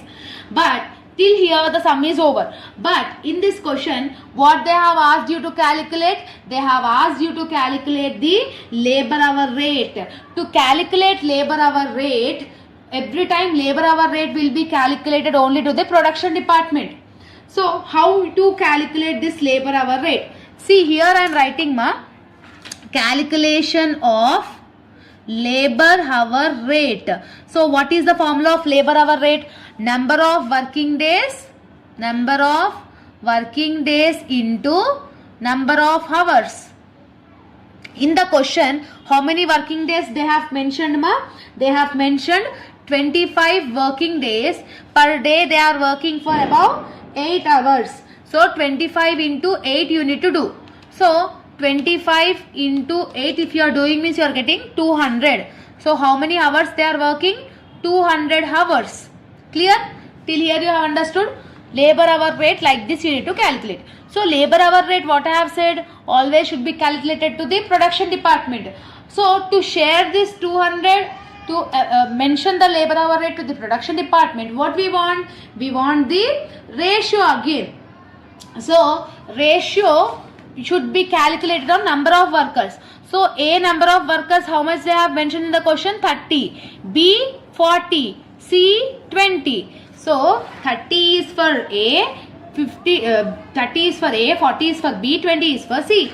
So in A column, see here 200 hours, 30 is the labor. So 200 into 30. So how much you are getting? 6,000. Next 200 into 40. How much you will get? 8,000. Next 200 into 20. So 200 into 20, how much you will get? 200 into 20 if you are doing means 4,000. So you have got labor hours. So how many labor hours you are having, ma? 6,000, 8,000 and 4,000. Okay. But they have asked you to calculate labor hour rate. Okay. They have asked you to calculate labor hour rate. Now labor hour rate calculation. So calculation of labor hour rate is nothing about. Formula is total overheads divided by number of total labors. Okay. So total overheads, how much we have got, ma? 1800 is the overheads. What is the labors? 6,000. Simply what we need to do? 1800. See here in the working notes I am writing. 1800 divided by 6,000 you need to do it. So 1800 divided by 6,000 if you are doing means 0.3 you are getting for the A. So 0.3 is A. Same again, 1900 divided by 8,000. 1900 divided by 8,000 if you are doing means you are getting 0.23. And same like that 1600 divided by 4,000 if you are doing means 0.4. Clear? So like this you need to mention. If specifically if they are asking in the question to calculate labor hour rate, then only you need to do this step. If they have not mentioned means there is not at all having any requirement. Only till here, till only total overheads, till the sum will be over. If specifically if they are asking labor hour rate only, then only you should do this. If not, till here the sum is over. Overheads distribution is sheet is nothing about that only. Okay, whatever the particulars they are giving, according to the which ratio we need to take, distribute it. After taking all the total expenses, service department amount should be go to the production department. To share that amount to the production department, we want ratios, no? Ratios definitely they will give in the question only, you need to check it. And I will give a question. So make sure you practice that question as the homework. Actually, I will I will add that image at last video. Okay, by end of this video I will add the homework question. Everyone who is serious about this should practice that question and let me know the answer in the comment section. Clear, ma? Now we will discuss the topic 2 in overheads chapter, that is machine hour rate. Topic 2 machine hour rate now we are discussing. Clear? Now I am showing the question on the screen, ma. Compute the machine hour rate from the following data. They have asked you to calculate the machine hour rate. Cost of the machine, how much they have given? 2 lakhs rupees, and installation charges 20,000. Estimated scrap value is 10,000. Lifetime of the machinery is 15 years. So rent and rates, how much they have given per month? 400. General lighting, how much they have given? 600 per month. Okay, shop supervisor salary, how much they have given? 1200 per month. Insurance 1920 per annum they have given. Okay, estimated repairs and maintenance 2000 per annum. Okay, power consumption, how many units they have consumed? 10 units. Okay, what is the rate? 40. Out of 100 units of power, they have used only 10 units. Each unit is 40 rupees. Okay, expected working hours of the machinery they have given 2200. Setup time they have given 200 hours. Okay, the machine occupies 1/4 of the total floor area and supervisor devotes 1/5 of the time. So according to the question, what we need to calculate? We need to calculate the machine hour rate. So in the introduction part I have already said in machine hour rate you will have fixed expenses and you will have the variable expenses. In variable expenses in every question you will have only depreciation and power. Remaining rent, rates, taxes, insurance, lifetime billings, anything, any expenses will comes under the fixed expenses only. If they have mentioning per month means we need to calculate per year. Okay, so fixed expenses always comes in amount, variable expenses always comes in per unit. So this is the basic thing, you need to understand it. Okay, in variable expenses you will have depreciation and power, except this two nothing will be mentioned in variable expenses. Now let's get into the video. Okay, so what is the first thing they have? So take a screenshot of the question and write down in your notes so that you will easily understand the solution, because I can't able to show the question again and again. So now what is the first thing they have mentioned in the question Cost is nothing, we don't want. What is the depreciation formula we are having? Cost of the machine plus installation charges minus scrap, total working hours and lifetime. So for that this will be useful. Right now we want only fixed expenses. So what they have mentioned, first they have mentioned rents and rates. Rent and rates, how much they have mentioned Rent and rates per month they have mentioned 400. If they are giving per month means we need to calculate to per year. So 400 into year, 12 months. So 400 into 12 into rent always calculates on floor area. So what is the floor area percentage they have given? See down in the question, the machine occupies 1/4 of the place. So that 1/4 of the place is called floor area. So when any of the thing is giving per month means we need to calculate into 12. Along with that we should take the ratio also. Like this we need to calculate So 400 into 12 into 1 divided by 4. How much you are getting? 1200. Where you will write? In the amount column. Like this you need to mention. Next, general lighting. What is the general lighting they have given? Per month they have given. Per month 600 it seems. Per month means we need to convert it into the 12 months.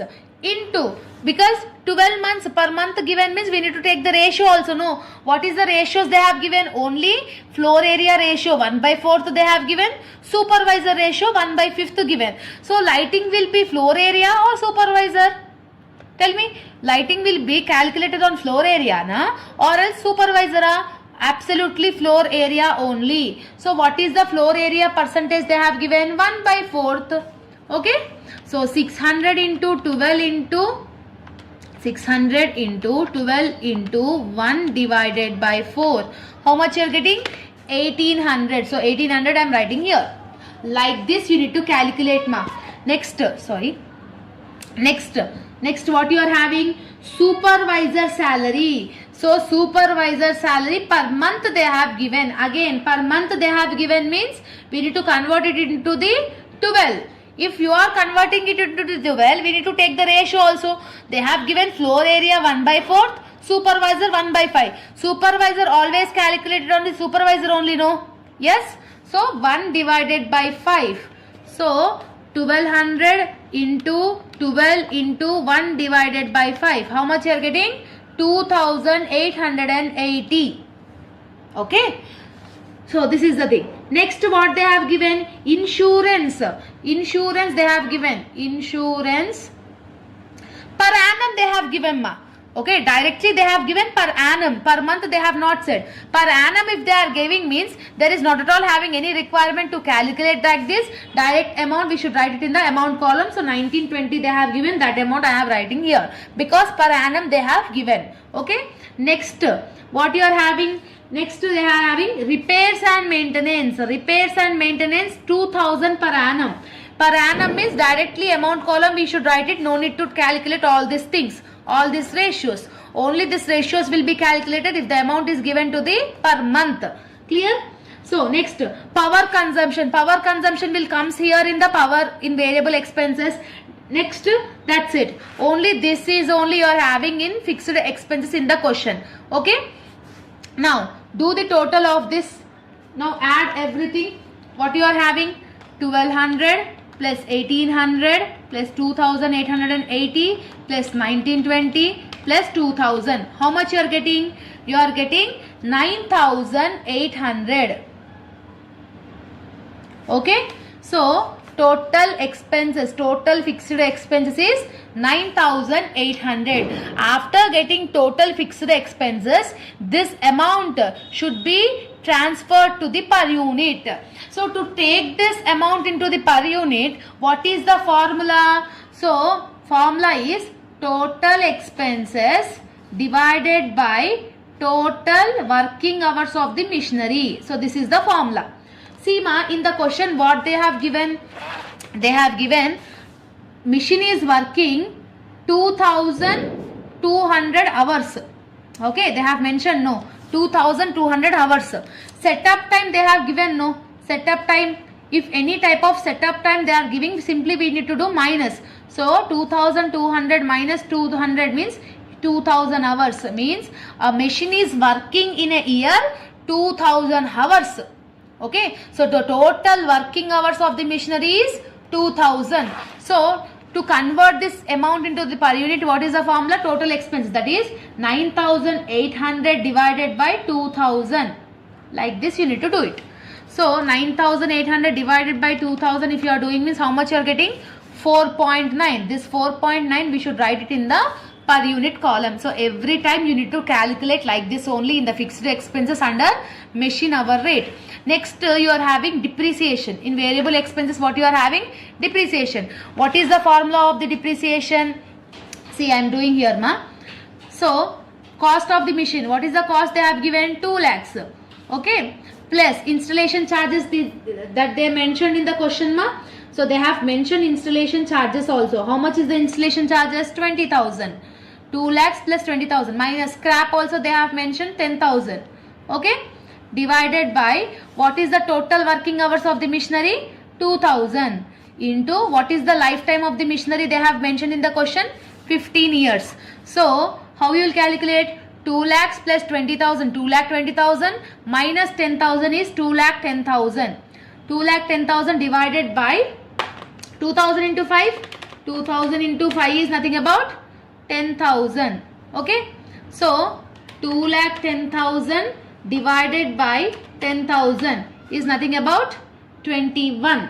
Okay, is nothing about 21. 2 lakh 10,000 divided by 2000 into 15 is 2000 into 15 is 30,000 ra. Sorry, 2000 into 15 is 30,000. So 2 lakh 10,000 divided by 30,000 is nothing about, answer how much you will get? 7 you will get. So depreciation value per unit is 7. Where you will write in the amount column or unit column? In unit column you need to write it because variable expenses always comes in the unit only. Yes. Next, power. What they have mentioned ma? Total power consumption is, total power is 100 units. Each is 40 rupees. Okay, total 100 units of power you are having. Each power unit is 40. How many you have used? Only 10 you have used. What we need to do? Cross multiplication, that is 40 into 10 divided by 100. Okay, so 40 into 10 divided by 100 if you are doing means you are getting 4. So power how much you are getting? 4. So 4 here I am writing. That's it. After over, just make sure 2 lines. 4.9 plus 7 plus 4. How much you are getting? 15.9. This 15.9 is machine hour rate. Okay. So like this you need to calculate the machine hour rate under overheads concept. This is the easiest concept compared to the overheads distribution sheet also. Machine hour rate is little bit easy to understand for everyone. Only in variable expenses you will have depreciation and power. Remaining everything comes under the in the fixed expenses. Depreciation formula you need to write and you need to calculate and you need to write the amount in the per unit, and per annum they have given in the fixed expenses means directly we need to keep it. If per month they have given means into 12 we need to do. Along with that ratios also we need to do. I hope that you have got clarity. The complete overheads chapter is completed in this video Hello students, welcome back to our channel. So students, in this video we were discussing cost accounting unit number 3. The first chapter you are having labor okay. So you are having 2 units, like 2 chapters in unit number 3. One is labor and one is overheads. In this video the complete concept of labor we were discussing. Okay. So labor we are having 3 methods: wholesale plan method, row 1 plan method and time rate method. Another name for time rate method is Taylor's differentiation method. We can call it as a Taylor's differentiation method. So we can expect this type of problematic question compulsory for 4 marks. See, according to my suggestion for the students, what I am saying is, in 3rd unit you are having 2 chapters okay, labor, overheads. Means labor you prepare for 4 marks, in overheads you prepare for 12 marks. Why? Because in labor long problematic will be difficult for you people to understand. It will be some difficulty in understanding it. So that's why in labor these 3 methods sometimes they will ask for 12 marks also. Okay, so actually it is for 4 marks. Sometimes they will ask for 12 marks also. It is a beneficial to you all. Okay, now let's get into the video So what is the question? In the question they have given standard time. Okay, they have given standard time 50 hours. So standard time is 50 hours and time taken, how much time the labor is taken? 30 hours. So I have allotted you 50 hours to finish the work and you have completed like 30 hours only, means you have saved 20 hours, means before the time only you have completed your work. When you have completed before the time, what should I give? I should allot the bonus, no? Yes, so that is you need to remember. What is the per hour rate? Per hour I am giving 2 rupees per hour. What is the dearance allowance they are giving? 1.50 per hour. So this is the data they have given in the question So first we will calculate wholesale plan method. Clear? So to calculate wholesale plan method we are having the formula. What is the formula? Make sure you write along with me. First you need to calculate the bonus Okay, bonus in wholesale plan. What is the bonus formula? Time saved. What is the formula? Time saved into 50% plus hour rate. This is the formula of bonus. Time saved, how much they have saved the time? 50% is default and hourly rate you need to take. Like per hour how much it is, right? So what is the total earnings formula? Total earnings. Okay. Total earnings, TE, we will call it as a TE. Total earnings is equal to time used, how much time he used, into hour rate plus bonus, because bonus we are calculating. Now after calculating bonus only we should do total earnings.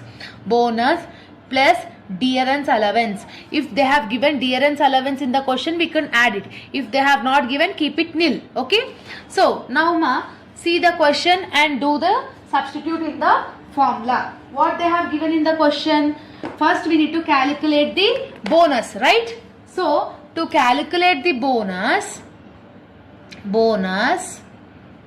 time saved, I have given 50 hours and they have completed 30 hours. How much time he saved? 50 minus 30 is 20 hours only. So time saved is 20 into 50% is default. So 50% I am writing default plus What is the hour rate they have given in the question? Hourly rate is 2. So 2. Okay. So simply what we need to do? 20 into 50% you need to do it. Okay. So 20 into 50% if you are doing means 10. So 10 plus 2 is equal to 12. So bonus how much you are getting? 12. After calculating bonus, what we need to do? We need to calculate the total earnings. So what is the formula of total earnings? According to that you need to substitute it. Okay. How much time they used to complete the work? How much time did they taken? 30 hours. So 30 hours into hourly rate. Per hour how much they have given in the question? 2 plus what is the bonus we have got? 12 plus what is the dearance allowance they have given? 1.50. Yes. So per hour they have given 1.50 as a dearance allowance. Yes. So when dearance allowance is given for 1.50, we need to calculate. No, how many hours he worked? 30 hours. Yes. How many hours he worked? 30 hours. What is the dearance allowance? 1.50. So simply what we need to do? 30 into 1.50 you need to do it, ma. Okay, then you will get the dearance allowance. So 30 hours he worked into 1.50 is the per hour rate. So dearance allowance is 45. So see this 45 also you need to add it. Clear? Like this you need to do. So 30 into 2 is 60 plus 12 plus 45. So 60 plus 12 plus 45. So total is 117. So Halsey plan method total answer is 117. Like this you need to calculate the labor hours in Halsey plan method. Okay. First you need to calculate bonus, ma. Then total earnings. Bonus, total earnings. So TE how much you are getting in Halsey method? 117. Okay. Now we can calculate row 1 plan. After Halsey we will calculate row 1. Okay. So keep the heading calculation of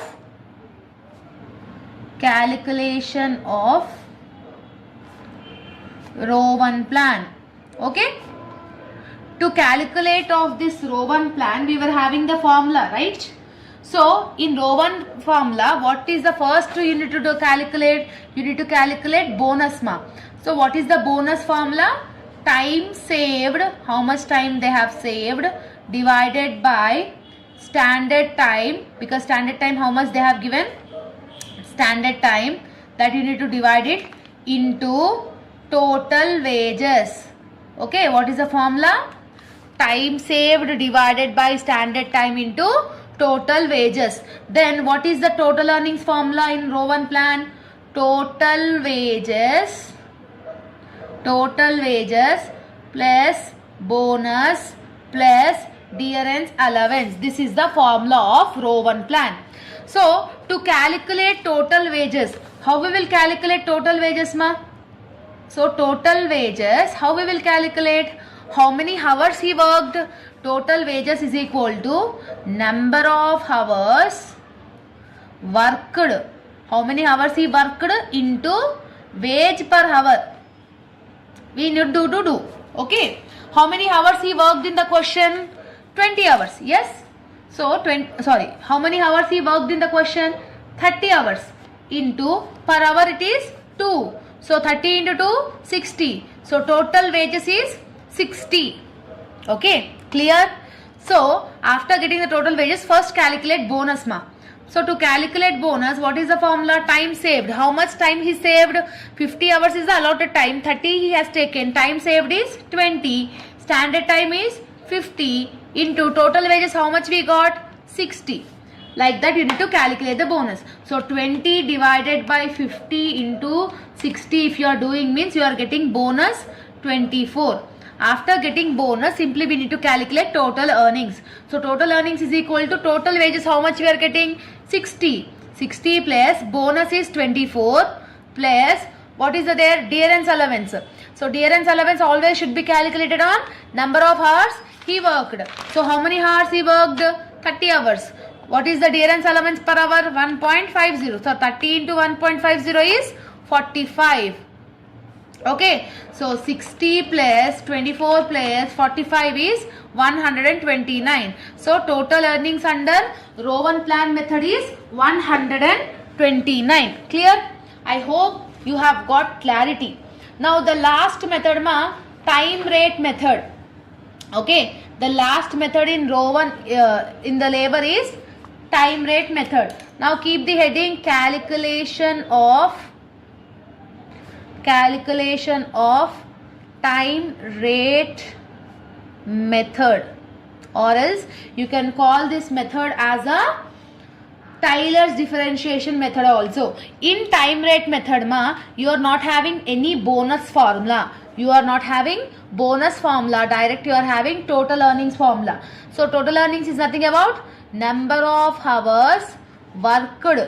How many hours he worked into wage per hour.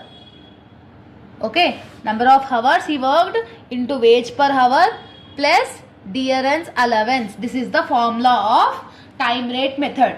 Now calculation of time rate method. Total earnings is equal to how many hours he worked? 30. What is the rate of per hour? Is 2 plus what is the dearance allowance? How much we have got dearance allowance? 45. So 30 into 1.50 is 45 only, no? So now total earnings is equal to 30 into 2 is 60. 60 plus 45. So total earnings will be 105. Okay. So therefore in Halsey plan the total earnings is 117. In row 1 plan the total earnings is 129, and in time rate method you are having 105. So that's it about the labor ma. This concept is very useful for 4 marks, as I have suggested you. Prepare 12 marks problematic question from overheads only, and this labor you can go it with the 4 marks. Easy, simple, easy to understand. Clear? I hope that you have got clarity. Hello all, welcome back to our channel. So students, in this video we are going to discuss the cost accounting unit number 4, unit or output costing chapter. Okay, so by watching this video, the complete, clear and crisp explanation you will easily get, and you can able to score 16 marks in this subject, in this chapter. Okay, so because unit number 4, the complete problematic explanation I am going to explain in this video. This one video will be enough to complete this unit. Okay, so in unit number 4 ma, there are 2 topics of problematic. The first one topic is cost sheet. Second topic is tender or quotation. These are the 2 problematic topics you are having in unit number 4. Out of this cost sheet and tender or quotation, any one problematic question you will get for 12 marks, and cost sheet will be asked as a problematic in short questions also for 4 marks. So total weightage of the unit number 4 is 16 marks. So with the help of these 2 concepts, you will able to score 16 marks from this unit. Okay, now we will discuss the topic number 1, cost sheet ma. Okay, so cost sheet, from standard problems to easy problems to standard problems, everything we will discuss in this video. First question I will display it on the screen ma. So see the question. What they have given: 7,500 units of standard product were manufactured, it seems. So standard product, how many units they have manufactured? 7,500 units. See here, 7,500 units. Next, 7,000 units were sold according to the 7 per unit. So 7,000 units were sold, it seems. Each rate is 7 rupees. What is the materials consumed? 26,000. What is the wages? 7,800. What is the works overhead? 2,200. What is the office overheads? They said that it should be calculated on works cost at 15%. They have not given the value. They are asking you to calculate 15% on works cost. Then you will get overheads cost, it seems. And selling overheads 25 pies they have said. Clear? And compute a cost sheet regarding the month. So this is the standard problem which we may get in the examination ma. So what they have given in the question, now let's see the question. Now let's see the solution. Make sure you write the question in your book. So in the question ma, 7,500 units were manufactured, they are saying. Means it has been produced 7,500 units. This 7,500 units is called outputs only, no? So what is the output they have given in the question? 7,500. So what is the pro forma of cost sheet? See, what is the pro forma of cost sheet? Here I am writing ma. First materials. Okay, so materials.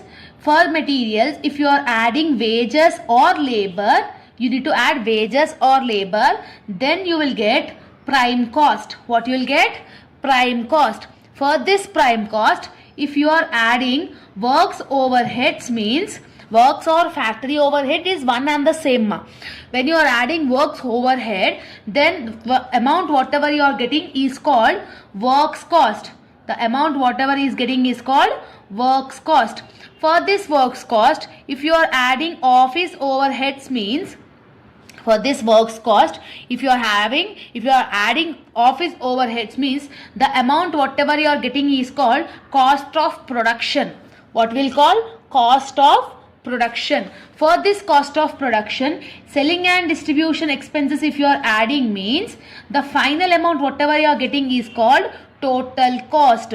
The final amount whatever you are getting here is total cost. So sales they will give in the question.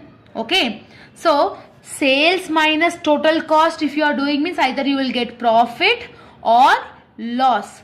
So this is the pro forma. This is the basic thing you need to remember. Not this is this is a fixed pro forma, but this is the thing which will be included in cost sheet. So materials plus wages is prime cost plus works overheads is works cost plus administrative overheads is cost of production plus selling and distribution is total cost. Sales minus total cost if you are doing this, either you will get profit or a loss. So this is the thing you need to understand when you are doing cost sheet ma. Okay, now in the question ma, what they have given, what is the cost sheet pro forma? Particulars, amount. But in this question they have asked you to calculate per unit also. That's why I have added another column. If in the question if they have not asked per unit, means no need to draw this per unit column. Okay, so particulars, amount, per unit, table name should be cost sheet. So in the question ma, first what we need to enter? First we need to enter materials. So what is the materials they have given in the question? Materials consumed is 26,000. Yes, 26,000. Now to convert this 26,000 into per unit, means what is the formula? Per unit is nothing about amount divided by output. What is the formula of per unit? Amount divided by output. So what is the amount you are having? 26,000. What is the output they have given in the question? 7,500. So 26,000 divided by 7,500 if you are doing, means 3.46. So cost per unit is 3.46. Like this we need to do. In the question they have given wages also. Wages, what we need to do? We need to add wages. What is the wages amount they have given in the question ma? 7,800. For this 7,800, what is the cost per unit? 7,800 divided by 7,500 is 1.04. Clear? So when you add materials plus wages, whatever the answer you are getting here is called prime cost. Okay, yes or no? According to the pro forma I am saying. So prime cost is 26,000 plus 7,800. What will be the total amount? 33,800 is the prime cost. Okay, for this prime cost, what we need to add? We need to add factory overheads, factory or works overheads, or factory expenses or works expenses. So in the question, factory overheads or works overheads, what they have given ma? 2200. Works overheads they have mentioned in the question. How much they have given? 2200. So 2200 divided by 7500 if you are doing means how much you will get?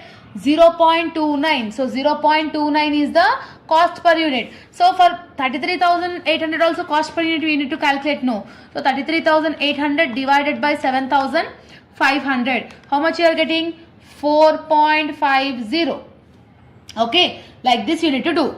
Okay. So after adding factory overheads, what we need to do? We need to add that amount to the prime cost. So if you are adding this amount to the prime cost, what you will get? You will get works cost. What you will get? Works cost. Okay. So 33,800 plus 2,200 is 36,000. Clear? For this 36,000 cost per unit is 36,000 divided by 7,500 is the output. No. So how much is the cost per unit? 4.8. So works cost you are getting 36,000 ma. Okay. Next, after works cost, what we need to do? We need to add the office overheads. Office overheads or administrative overheads is one and the same. But in the question, what they have given ma? Office overheads, they said that 15% should be charged on works cost. So what is the works cost you are getting here? 36,000. Yes. So they are asking that for that 36,000 you need to do 15%. Okay. So here simply I am writing 36,000 into percentage. How much they have given? 15%. So 36,000 into 15%. So 36,000 into 15% is 5,400. So office expenses is 5,400. So cost per unit is divided by 7,500. So 0.72 will be your cost per unit. After adding the office overheads, so we need to add it to the works cost. So 36,000 plus 5,400 is 41,400. For this 41,400 divided by 7,500 is 5.52. Okay. This is called, what is this called? Cost of production. Cost of production. Clear? According to the proforma only I am writing ma. Okay. After cost of production, did they mention any opening stock of finished goods in the question? No, they have not mentioned. But they have mentioned the closing stock because they have mentioned the output. No. So that is called closing stock. So closing stock of finished goods, if they have mentioned means opening stock and closing stock. Opening means we need to add it ma. If they have given closing stock means what is the closing stock? What is the output they have given? 7,500 is the output. Yes. So this 7,500 is the output. How many he sold? 7,000 he sold.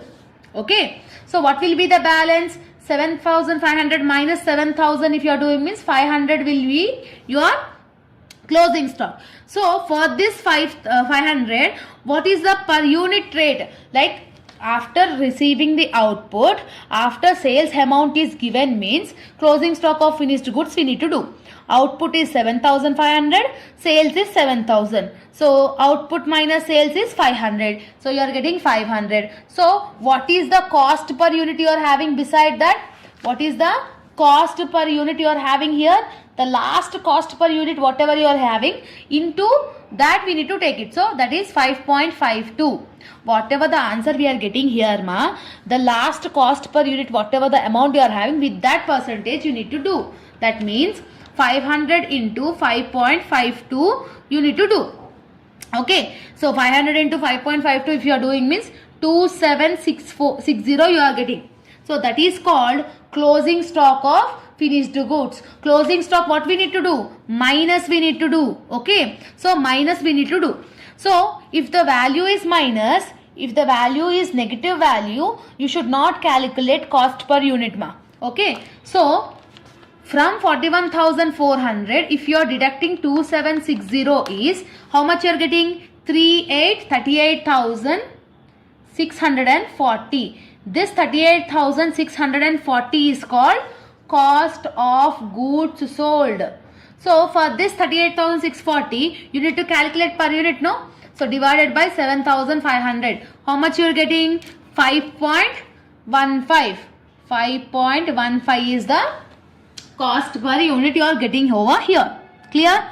So next, after this, what we need to do? Selling and distribution overheads. They have given no. So selling overheads, what they have given? Selling overheads. So selling overheads, they have said that 0.25 pies. How much they have said? 0.25. But where we need to calculate this? How many goods were sold? 7,000. For this 7,000, each sold is 0.25%. So 7,000 into 0.25 you need to take it. So how much you are getting? 1750. For this cost per unit is 7,500 is 0.23. Clear? Like this you need to do it, ma. Okay. So what we need to do is selling overheads, we need to add it. After adding 38,640 plus 1750, you are getting 40,390. 40,390. This 40,390 is called total cost. What is this called? Total cost. What is the per unit for that? Divided by 7,500. That means 40,390 divided by 7,500 if you are doing means how much you are getting? 5.3. Clear? For this 5.3, what is the sales they have given, ma? So sales they have given 7,000 sales were sold, it seems. In the question they have given no. Each is 7. So 7,000 into 7 if you are doing means 49,000 you are getting here. See here. 49,000 sales we are getting. From sales minus total cost if you are doing. So sales is 49,000 minus total cost is 40,390. Value is in plus. How much you are getting? 8,610. If the positive value is there, then it is called profit. If you are getting in the negative value means it is loss. Okay. So what is the per unit? Divided by 7,500. It is 1.14. Next 49,000 divided by 7,500 is 6.5. Like this you need to do the cost sheet, ma. Clear? So this is the one of the important cost sheet standard problem which we may expect in the examination point of view. So now another question also we will do in the cost sheet so that you will easily understand and you will be perfect. Okay. So next question also we will do, ma. Now see this question, ma. This question I have prepared by myself and this is one of the standard question. So here what they have given in the question, ma. In a factory there are two products it seems. What are the products? A and B. They have given materials, labor. Okay. So materials of A, B, labor of A and B. Works overhead is charged 60% on labor. To want works overheads, we need to charge 60% on labor it seems. For office overheads, 15% on works cost. The selling price of A is 1,000 at 10 each and selling price of B is 570 at 6 each. So, ma, in this question, I will explain A related data and B related data you need to practice, okay, and comment down your answer, okay. Right now we are doing only A. B answer you need to do and you need to let me know in the comment section. Clear, ma? So first we need to draw the proforma. So in the proforma, the first and the foremost thing what you will have? Materials you will have. Yes. So what is the materials of A? Because A amount, A per unit we are doing. So what is the materials of A we are having? 10,000. So 10,000 in the amount column. Okay. Now after 10,000, this 10,000. For that labor what we need to do? We need to do add. So labor always we need to add it. What is the labor they have given? 5,000. Clear? So what we need to do? Materials plus labor we need to add it. So 10,000 plus 5,000 is 15,000. This 15,000 is called prime cost. Yes, this 15,000 is called prime cost. After prime cost, what we need to do? We need to add works overhead. What we need to add? We need to add works overhead. But in the question what they have given, works overhead is charged 60% on labor. So in the question, A labor is 5,000. For that 5,000, you need to do 60%, then only you will get the works overhead. So 5,000 into 60% if you are doing means 3,000 you will get. So 3,000.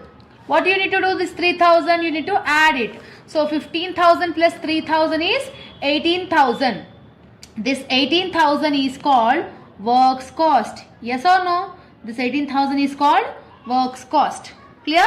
For this works cost, what we need to do? We need to add office overheads. We need to add office overheads. For office overheads, what they have said? Office overheads is charged 15% on works cost. On works cost, we need to add 15%. What is the works cost amount we have got? 18,000. For this 18,000, you need to take 15%, then you will get the office overheads. So 18,000 into 15% if you are doing means 2,700. 2,700. This 2,700, what we need to do? We need to add it. So 18,000 plus 2,700 is 20,700. 20,700. So 20,700 is called cost of production.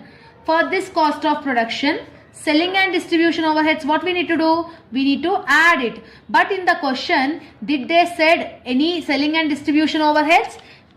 Did they mention any selling and overheads? No. So keep it nil. So again the same amount will be transferred here, 20,700. This 20,700 is called total cost. Okay, total cost. Sales, what they have given in the sales ma? So sales they will give in the question, no. How many sales they have said? The selling price of A is 1,000 at the rate of 10. So we are doing the A only, no. So 1,000 at the rate of 10 if you are doing means 10,000 sales you are getting. Okay. So sales is 10,000. So sales minus total cost if you are doing means either you will get profit or loss. So 10,000 minus 20,700 if you are doing means minus 10,700. So minus 10,700 is nothing about the loss because negative balance you are getting, no. So loss, how much you are getting? 10,700. Bracket indication is nothing about the loss because negative balance if you are getting means it is considered as a loss ma. Okay. So this is how you need to do. So after finishing this B related data, you do it and let me know the final answer. Either you are getting a profit or a loss in the comment section. Along with that ma, this question also take a homework. Okay. So Aishwarya and Bindu are two manufacturing agents. Calculate the profit. Materials of Aishwarya and materials of Bindu they have given. Works overheads is charged 16% on labor and office overheads is charged 20% on works cost. The sales and both are 500 to 15 for Aishwarya and 800 at the rate of 7.50 is for Bindu. So make sure you practice this question and this question answer also let me know in the comment section. The correct answer I will pin in the comment section. Okay.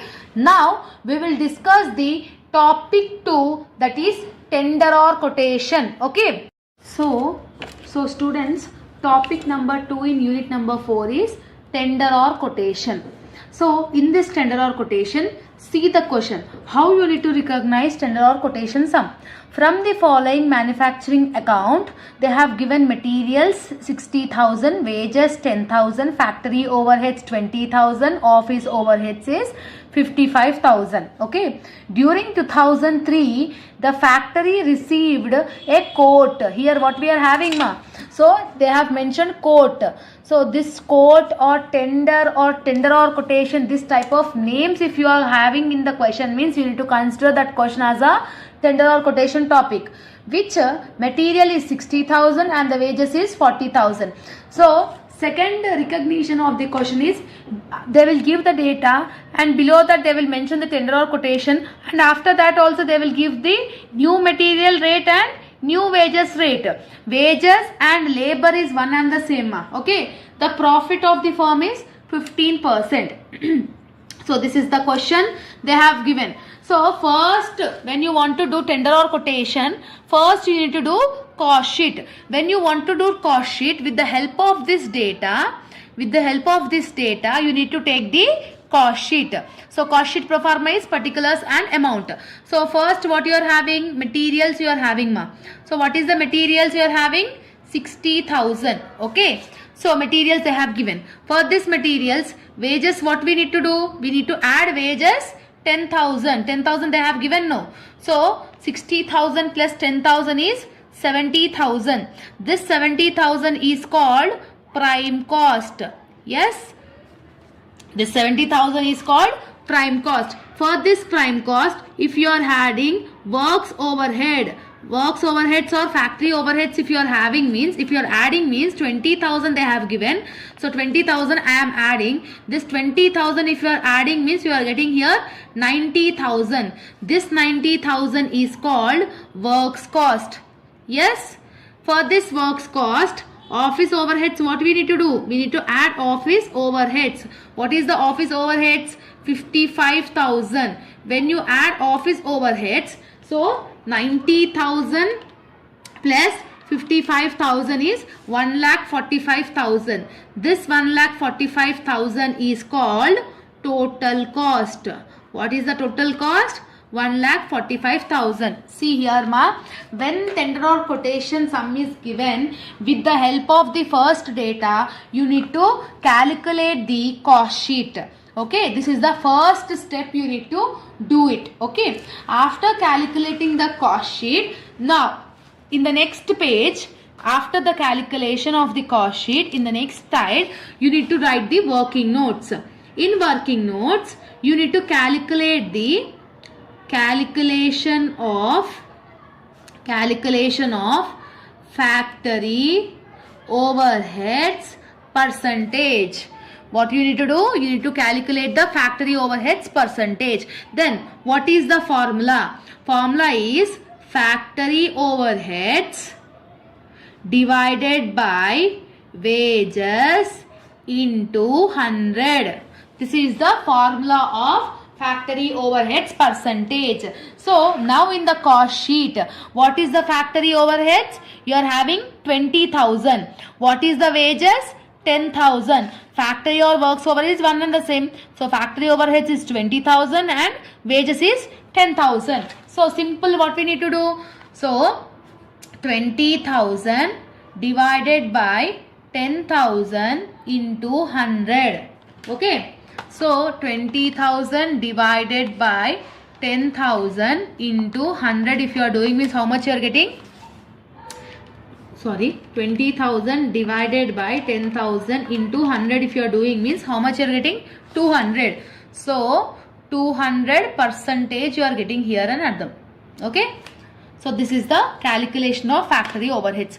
After calculation of factory overheads, in the second one you need to calculate the calculation of office overheads percentage.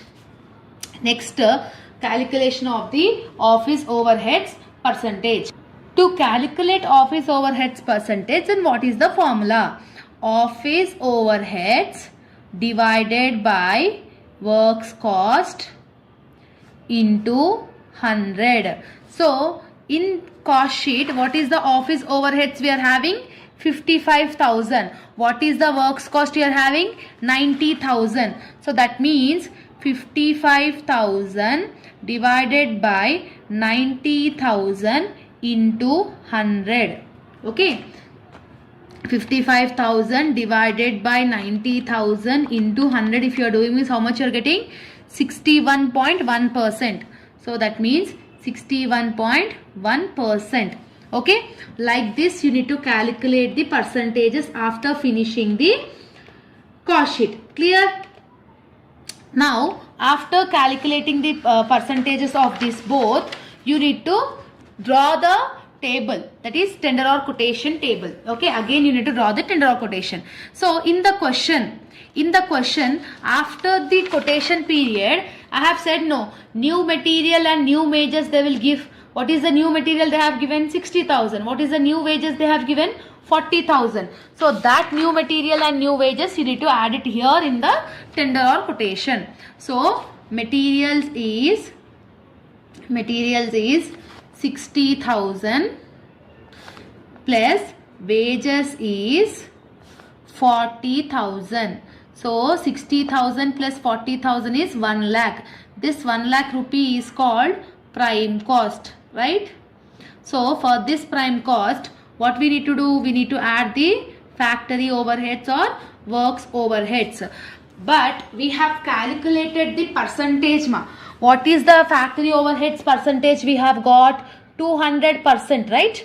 So this 200%, every time in any question, factory overheads percentage should be calculated on wages. So what is the wages you are having? 40,000. So 40,000 into 200% you need to do it. Okay, how much you are getting? 80,000 you are getting. So in every tender or quotation, this is the same process you need to take it. Okay, so works overheads you have got 80,000. So 1 lakh plus 80,000 is 1 lakh 80,000. This 1 lakh 80,000 is called works cost. For this works cost, what we need to add? We need to add office overheads. But we have calculated the office overheads percentage. How much percentage we have got for the office overheads? So it has got 61.1%. So always works overheads should be calculated on works cost. That means 1,80,000. So 1,80,000 ki 61.1% you need to take it into 1,80,000 into 61.1%. So it is 1,09,980. That means 1,09,980. So what we need to do? We need to add it plus 1,80,000. If you are adding means 2,89,980 you are getting. Yes. So this 2,89,990 is called total cost. What is the total cost we have got? 2,89,980. Clear? So in the question, what is the percentage they have given? Profit percentage. Profit they have given. Profit how much they have given in the question ma? They have given 15%, right? So every time profit should be calculated on, only on the total cost. So what is the total cost we have got here ma? 2,89,980 into 15 divided by 85.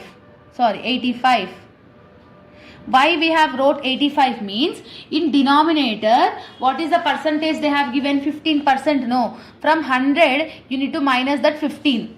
Okay, when you minus that 15, how much will be the remaining? 85 only. Okay, so denominator should be taken like this in the profit calculation in tender or quotation. So 2,89,980 into 15 divided by 85 if you are doing means you are getting the value of 51,173. Point after 9 means one number I have added. So profit they have said no, so simply we need to add it. So 2,89,980 plus 51,173. When you add it, you are getting 3,41,153. This is called sales. This is the way you need to calculate the tender or quotation from this chapter. Clear? So profit calculation always should be like that only ma. Okay, every time what is the profit percentage they have given? 15. So divided by, from 100 you need to minus that 15. So divided by 85 only. Okay, if they have given 35 means, so 35 divided by, so 100 minus 35, how much you are getting? You are getting 65. So 35 divided by 65. If it is 25 means 25 divided by 75, like that. Okay, so this is the homework problem from tender or quotation. A factory has manufacturing, so materials, wages, factory and office overheads they have given. In 2001 the factory got tender. Materials they have given 60,000 and wages they have given 80,000 and the profit percentage is 35. So what you will do? 35 divided by 65. because from 100 you need to deduct this 35. No. So like that profit calculation you need to do in the tender or quotation, and show me let me know in the comment section what is your final answer in this manufacturing of tender or quotation. Okay, clear? I hope that you have got clarity in this unit number 4. Hello all, welcome back to our channel. So students, in this video the complete process costing from unit number 5, the problematic we are going to discuss so that 16 marks weightage you are having from this chapter, process costing. So don't skip the video and watch till the end. So by watching this video, the complete process costing chapter you will easily understand. Clear? See, process costing 12 marks compulsory problematic question they will ask sometimes 4 marks also problematic they will ask, so total 16 marks weightage. So the pro forma of process costing is debit and credit. You will have debit side particulars, units and amount, credit side particulars, units and amount. Okay, so debit side you will have the inputs. In every question inputs is compulsory.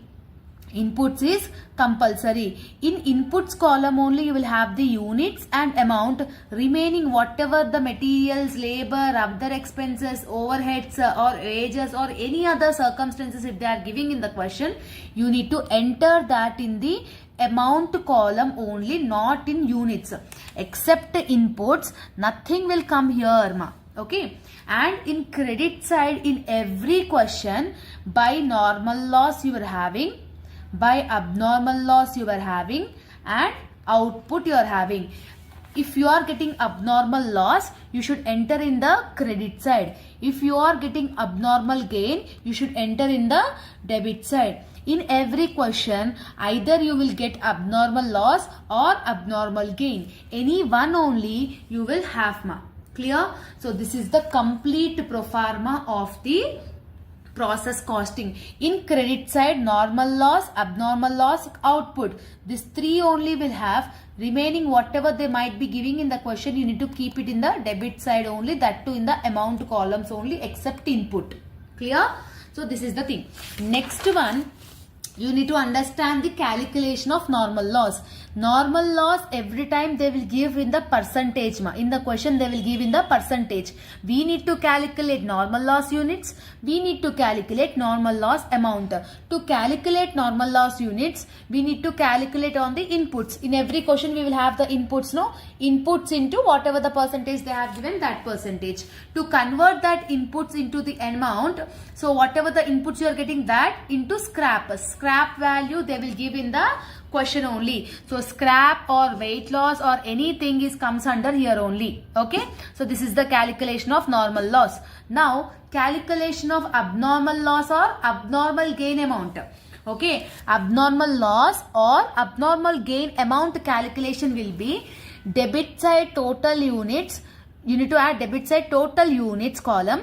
From that normal loss units you need to minus it. Then you will get the units. Debit side total amount. From that normal loss amount you will get the amount. So units amount for abnormal loss, abnormal gain units, you need to do the cross multiplication. This in detail while explaining the answer I will explain. This is the complete introduction of process costing. I hope that you have got understood. Now we will discuss one question. Okay, so here what they have given prepare process account from the following. They have given process A and they have given process B. So they have given materials for process A and B, labor they have given, overheads they have given, input units they have mentioned. How many inputs? 20,000.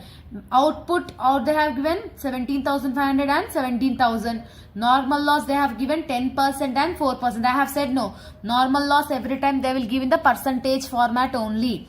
And scrap they have given 1 rupee per A and 2 rupees for B. Okay. So this is the question of process accounting They have given process A and process B. Sometimes they will give 3 processes also, like A, B and C. It depends on the question. But the method of calculation is same. Okay, na? So now let's discuss the question. See, from process A. So first we are doing process A. I have drawn the pro forma, debit side particulars, units and amount, credit side particulars, units and amount. Clear ma? So First and the foremost one in the debit side, to inputs. Debit side starts with input. So to input, what they have given in the question ma? They given 20,000 for A. So 20,000 input. Input always we should enter in the units column. Yes. So 20,000 I am here entering. Okay. Amount they have not mentioned anything. At the rate of 2 rupees or at the rate of 5 rupees did they mention? No. If they have mentioning means 200 into 2 like that you need to multiply and into amount you need to write that in the amount column. But right now they have not entered, they have not given means we are not entering. Okay. So after that materials where will come? 30,000, labor 10,000. Yes, materials, labor everything comes here only. No. So to materials. Materials how much? 30,000 in the amount column and labor. Labor is 10,000 in the amount column. See, according to the pro forma only I am doing one. There is nothing new. Overheads also they have given 7,000. Overheads how much they have given? 7,000. So to overheads 7,000. Clear? After this credit side, the first what you will have in the pro forma? Normal loss by normal loss. So for normal loss I have said that every time they will give in a percentage format. How much percentage they have given? 10%. With the help of 10% we need to calculate normal loss units and normal loss amount. So beside that after the table you need to do the working notes in examination also. So what is that? Calculation of normal loss. Okay. How we will calculate normal loss units? Inputs into percentage. So what is the input you are having here? 20,000. What is the percentage they have given? 10%. So 20,000 into 10% if you are doing means how much you will get? 20,000 into 10% is 2,000. Okay. What is the amount you are getting? 2,000. So this 2,000 is called units. What is the normal loss units you have got? 2,000. To convert this units into the amount, what I have said, normal loss amount should be calculated like 2,000 units into scrap value. What is the scrap value they have given in the question for A? 1 rupees. So 2,000 into 1 is again 2,000. So this 2,000 is called amount of normal loss. So normal loss amount is 2,000. Till here I think that you people have got clarity. After this what we need to write means just give one gap here. Okay. Here in the down by output. What you will write? By output. So what they have mentioned output ma? For A 17,500. If output is not given, next unit after A what is the next process? B. If output is not given, next process input will become output in any question. If output is not given, next process input will become your output. Okay. So output how much they have given? 17,500. That 17,500 is the units. Till here you need to write it in the every question. This is the way you need to calculate the problematic of process costing. After this what you need to do is you need to check whether you are getting a profit or loss. That is abnormal gain you are getting a, abnormal loss you are getting a. You need to check it. How to check it? Simply what you need to do is debit side how many units you are having total? 20,000. Credit side how many units you are having total? 2,000 plus 17,500 is 19,500. Where is highest ma? Debit side is highest because 20,000. So highest on the both the sides. So 20,000, 20,000. Clear? Credit side you are getting least amount. So if credit side is getting least, we will call that value as a abnormal loss. Okay, because debit side is highest ma 20,000. Credit side is only 19,500. Okay, how much is the loss we are having? See, simple. 20,000 minus 19,500 if you are doing means 500 is the abnormal loss. Yes, here you are getting the least amount. So we will call the abnormal loss. How much? 500. Like this you need to do it. After doing this, we need to calculate the abnormal loss amount. No? Yes or no? Abnormal loss amount. How you will calculate abnormal loss amount? See here. Calculation of abnormal loss amount. How? According to the process. I have made you to write this, no? According to this only I am doing it, ma. So debit side total units. So debit side total units is 20,000 we are having. From that, normal loss units we need to do minus. So normal loss units, how much we are getting? 2,000. So 20,000 minus 2,000 is 18,000. This is called units. Now debit side total amount, right? So what is the debit side total amount you are having? 30,000 plus 10,000 plus 7,000. How much you are getting? 47,000. Debit side total amount is 47,000. From that, normal loss amount is 2,000. Normal loss amount, how much you are getting? 2,000. So 47,000 minus 2,000 is 45,000. Okay. This is called amount. Like this you need to do calculation. In every process this is the same. So to produce 18,000 units, they are getting a cost of 45,000 it seems. To produce 18,000 units, they are getting a 45,000 rupees of cost. How much is the loss we are got? 500. For 500, what is the amount? Like that you need to do you need to do cross multiplication. That means 45,000 into 500 divided by 18,000. Clear? So see, 45,000 into 500 divided by 18,000 if you are doing means 1250 you are getting, ma. So 1250 is your abnormal loss amount. Where you will put this 1250?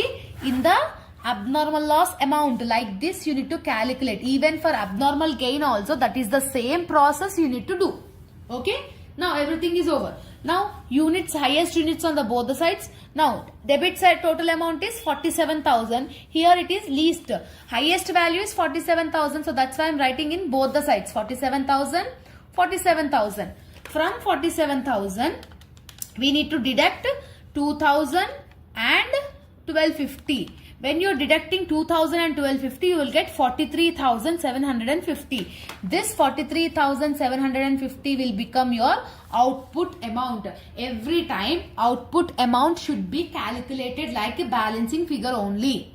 Only you need to concentrate on the abnormal loss or abnormal gain calculation, normal loss percentage. Like this you need to give, you need to practice related to that. Okay. Now till here it is over, Noma. This is the process A. Next process is process B. So when one process is finished, so in every process you will have this output, no? Every process you will have this output, no? How much is the output? 17,500. What is the amount? 43,750. When you are having more than one process, the previous process output will become next process opening. This closing balance will be the opening balance of process 2. Okay, this is the process 2. Yes. So the first step what you need to do is, in the debit side, to transfer from process A. You are bringing the output, no? How much you are bringing? 17,500, 43,750.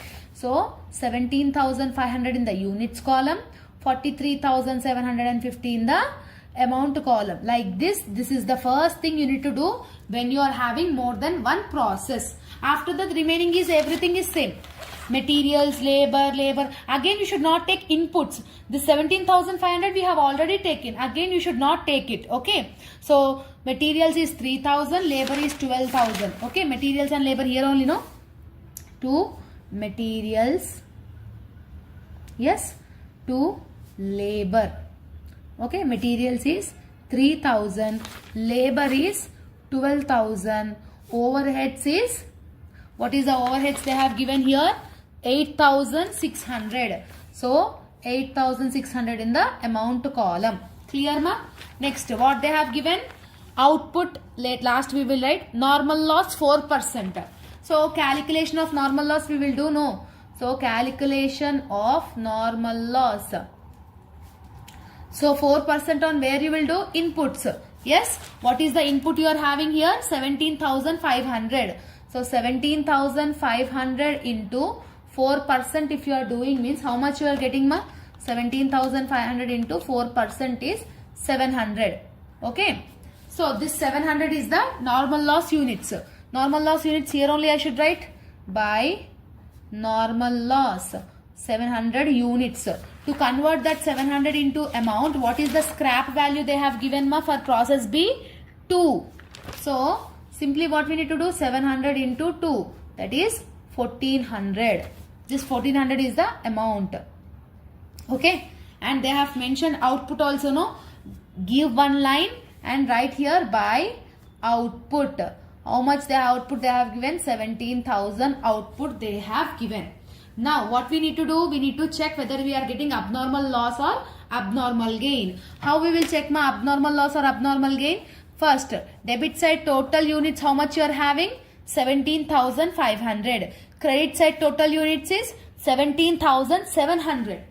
Here you are having 17,500 only, but here 17,700. Credit side is more. So highest on the both the sides, 17,700, 17,700.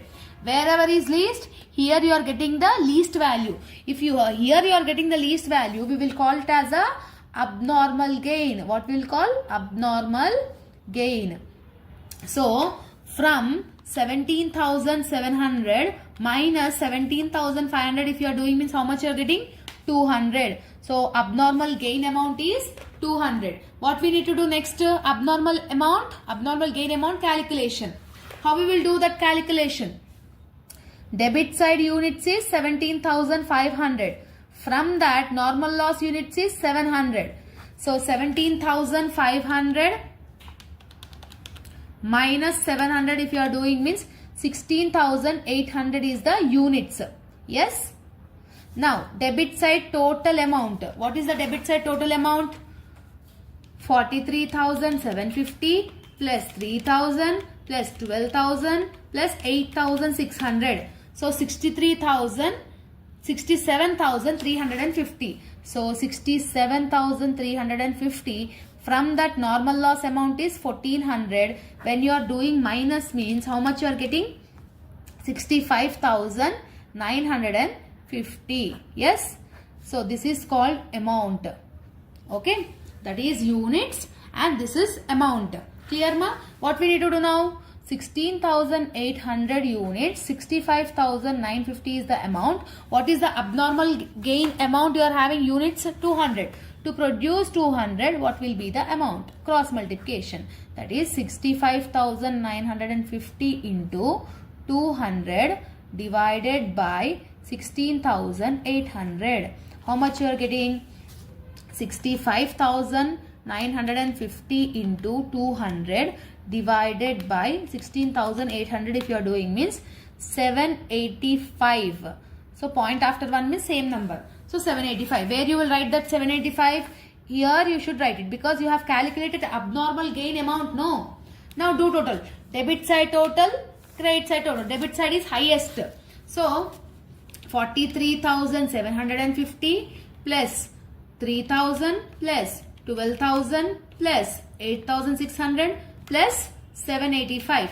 Highest is 68,135. 68,135. From highest, if you are deducting the lowest value 1400, how much you are getting? 66,735. Like that you need to calculate it. So this is the way you need to do the process account of process costing. See, whenever process A and process B is given, process A output will become the process B input. Process B output will become the process C input.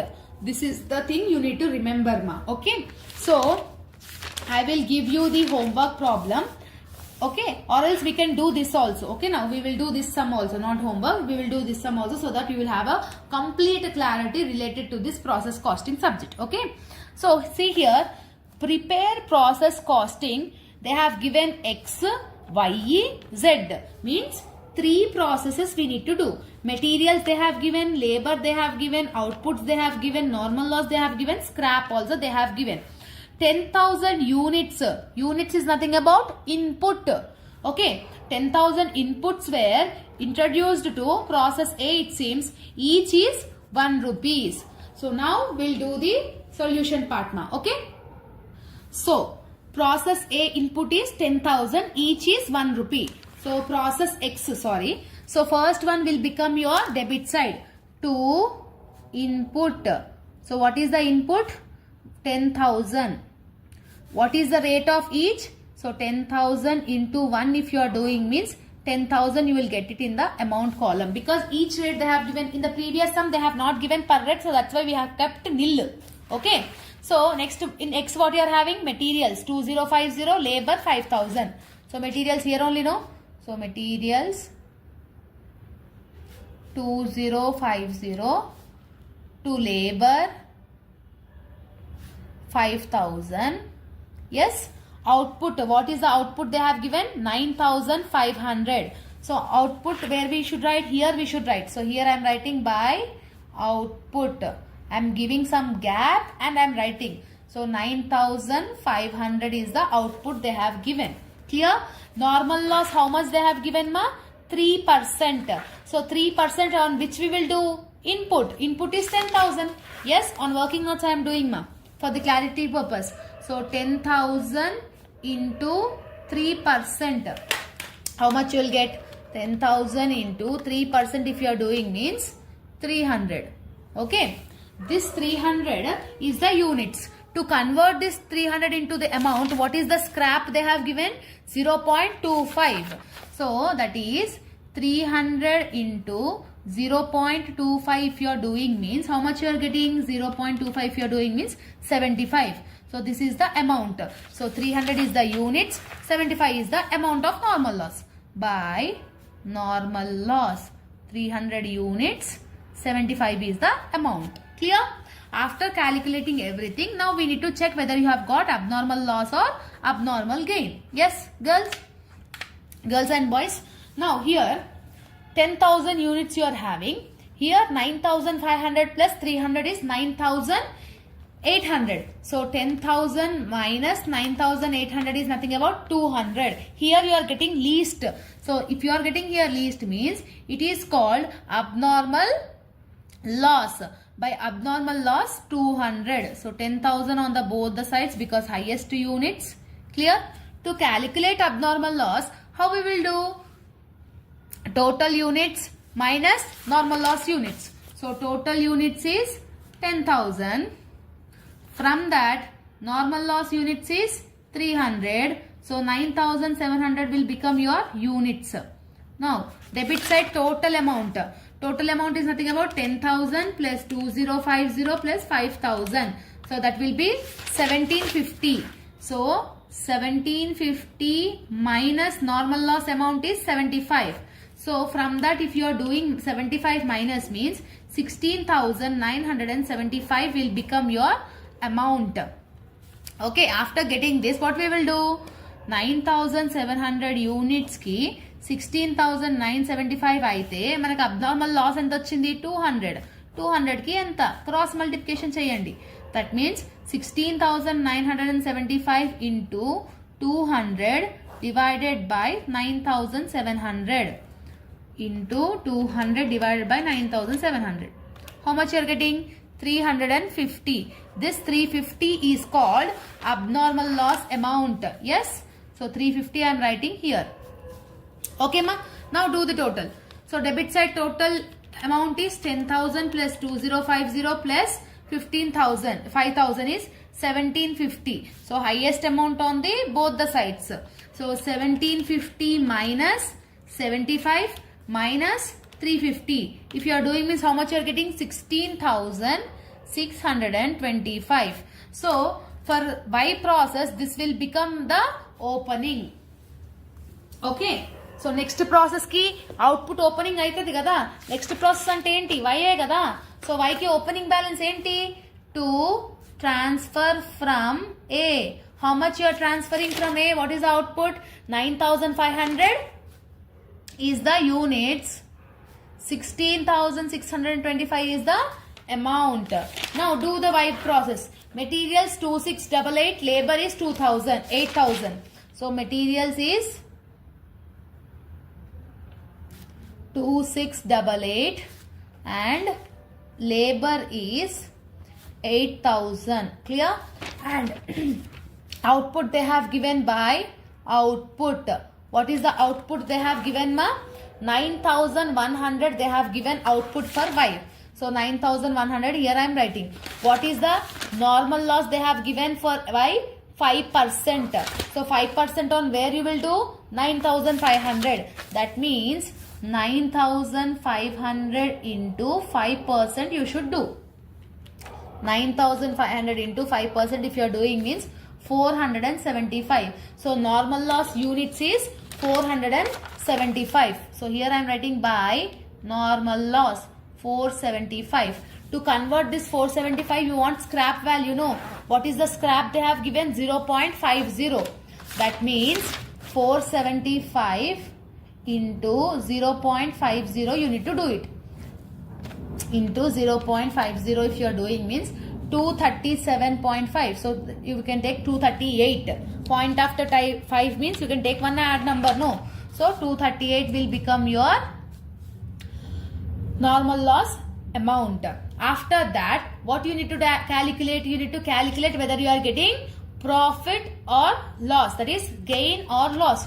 Debit side units is 9,500. Credit side total units is 9,100 plus 475 is 9,575.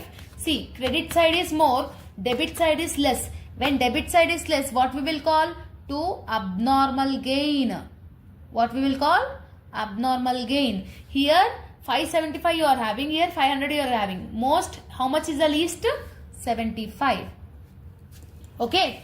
For this 75, you need to calculate the abnormal gain amount, no? What is the formula? Debit side inputs minus normal loss units. That means 9,100, sorry, it is 9,500. So 9,500 minus 475.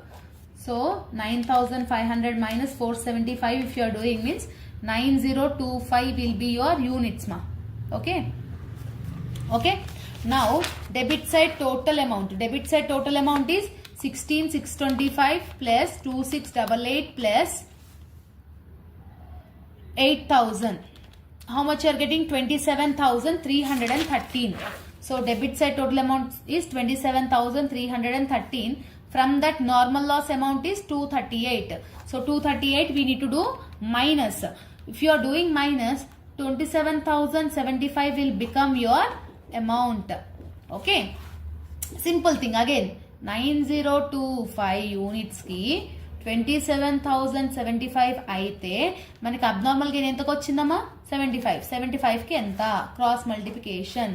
That means 27075 into 75 divided by 9025 into 75 divided by 9025. How much you are getting? 225. This 225 is the abnormal gain amount. Yes. So 225 you should write it here. After that what you need to do? You need to do the balancing figure. Yes or no? Balancing figure. How you will do? So 9,500 plus 75.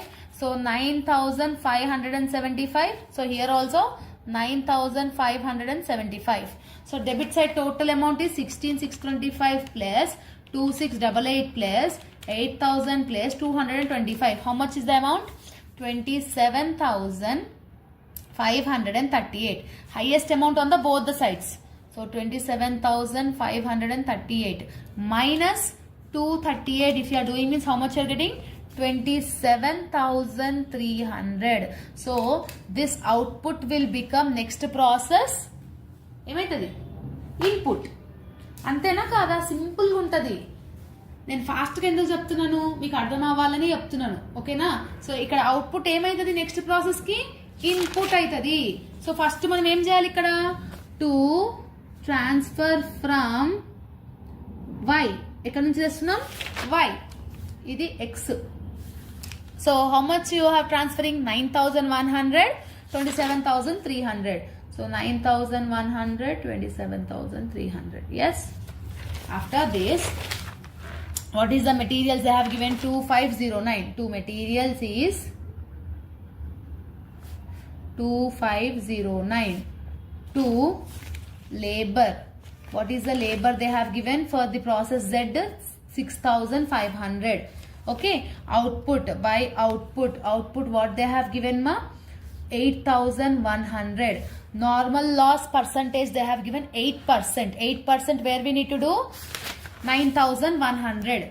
So 9,100 into 8% if you are doing means how much you are getting? 9,100 into 8% if you are doing means 728. So this 728 is the normal loss units. To convert this 728 into the amount, what is the scrap value they have given? 1. So 728 into 1 is 728 only. So by normal loss is 728 units, 728 amount, because scrap is 1 rupee. So 728 into 728 into 1 is 728 only, no? Yes. So now we need to check whether you have got abnormal loss or abnormal gain. Here you are having 9,100. Here you are having 728 plus 8,100. Where you are having? Here you are having least. Here you are having highest. So highest on the both the sides. So how much you are having the highest? 9,100, 9,100. From 9,100, if you are deducting to 728 and 8,100, what is the abnormal loss you are having? By abnormal loss. Abnormal loss, how much you are getting? 272. From 9,100, if you are deducting this two amount means you are getting abnormal loss units. Now what we need to do? Abnormal loss amount calculation. 9,100 minus 728. Debit side units is 9,100. From that 728 you need to do, because normal loss units. 9,100 minus 728 is 8,372. This is the units. Yes. Now debit side total amount is 27,300 plus 2509 plus 6,500 is 36,309. Debit side total amount is 36,309. From that what we need to do? Normal loss amount. Normal loss amount is 728 minus 728 if you are doing means 35,581 amount you are getting ma. Okay. So to produce 8,372 units you are getting a cost of 35,581. What is the abnormal loss units you have got? To produce 272 units, how much you are getting? Cross multiplication cheyali. That means 35,581 into 272 divided by 8372. Okay, into 272 divided by 8372. How much you are getting? 1156. So this 1156 is the abnormal loss amount. Yes or no? 1156. Clear? Now do the total of by output. So here the total amount, how much you are getting? 36,309. Yes, debit side total amount is 36,309. From that 728 you need to do minus, 1156 also you need to do minus. How much are the balance? 34,425. Clear? Process after that nothing is there, no. So that's why this is the output. Okay, like this you need to do the calculation. Clear? Sometimes in some questions from output they have asked you to transfer only 1 by 2 only to the next process, remaining to the warehouse. See, for example, from Z, if you 1 by 4th only if you want to take it means 8,100 into 1 by 4. That amount only you should transfer to the next process opening. Okay, that type of question also you can do it, ma. So this is the complete explanation of process costing. Postings if you have done correct, working notes if you have done correct, only for calculation mistakes 2 to 3 marks they will deduct it. So the scoring unit in the cost accounting subject, ma. So I hope that you have got clarity. This handwritten notes PDF is available in our Telegram group. See, this all handwritten notes PDF from remaining chapters also is available in our Telegram group. Telegram group links is given in the description box. All the very best for your examination as well as your preparation. Let me know in the comment section whether you have understood this explanation or not. Clear? So all the very best, ma. See you all in the next video. Bye bye, students.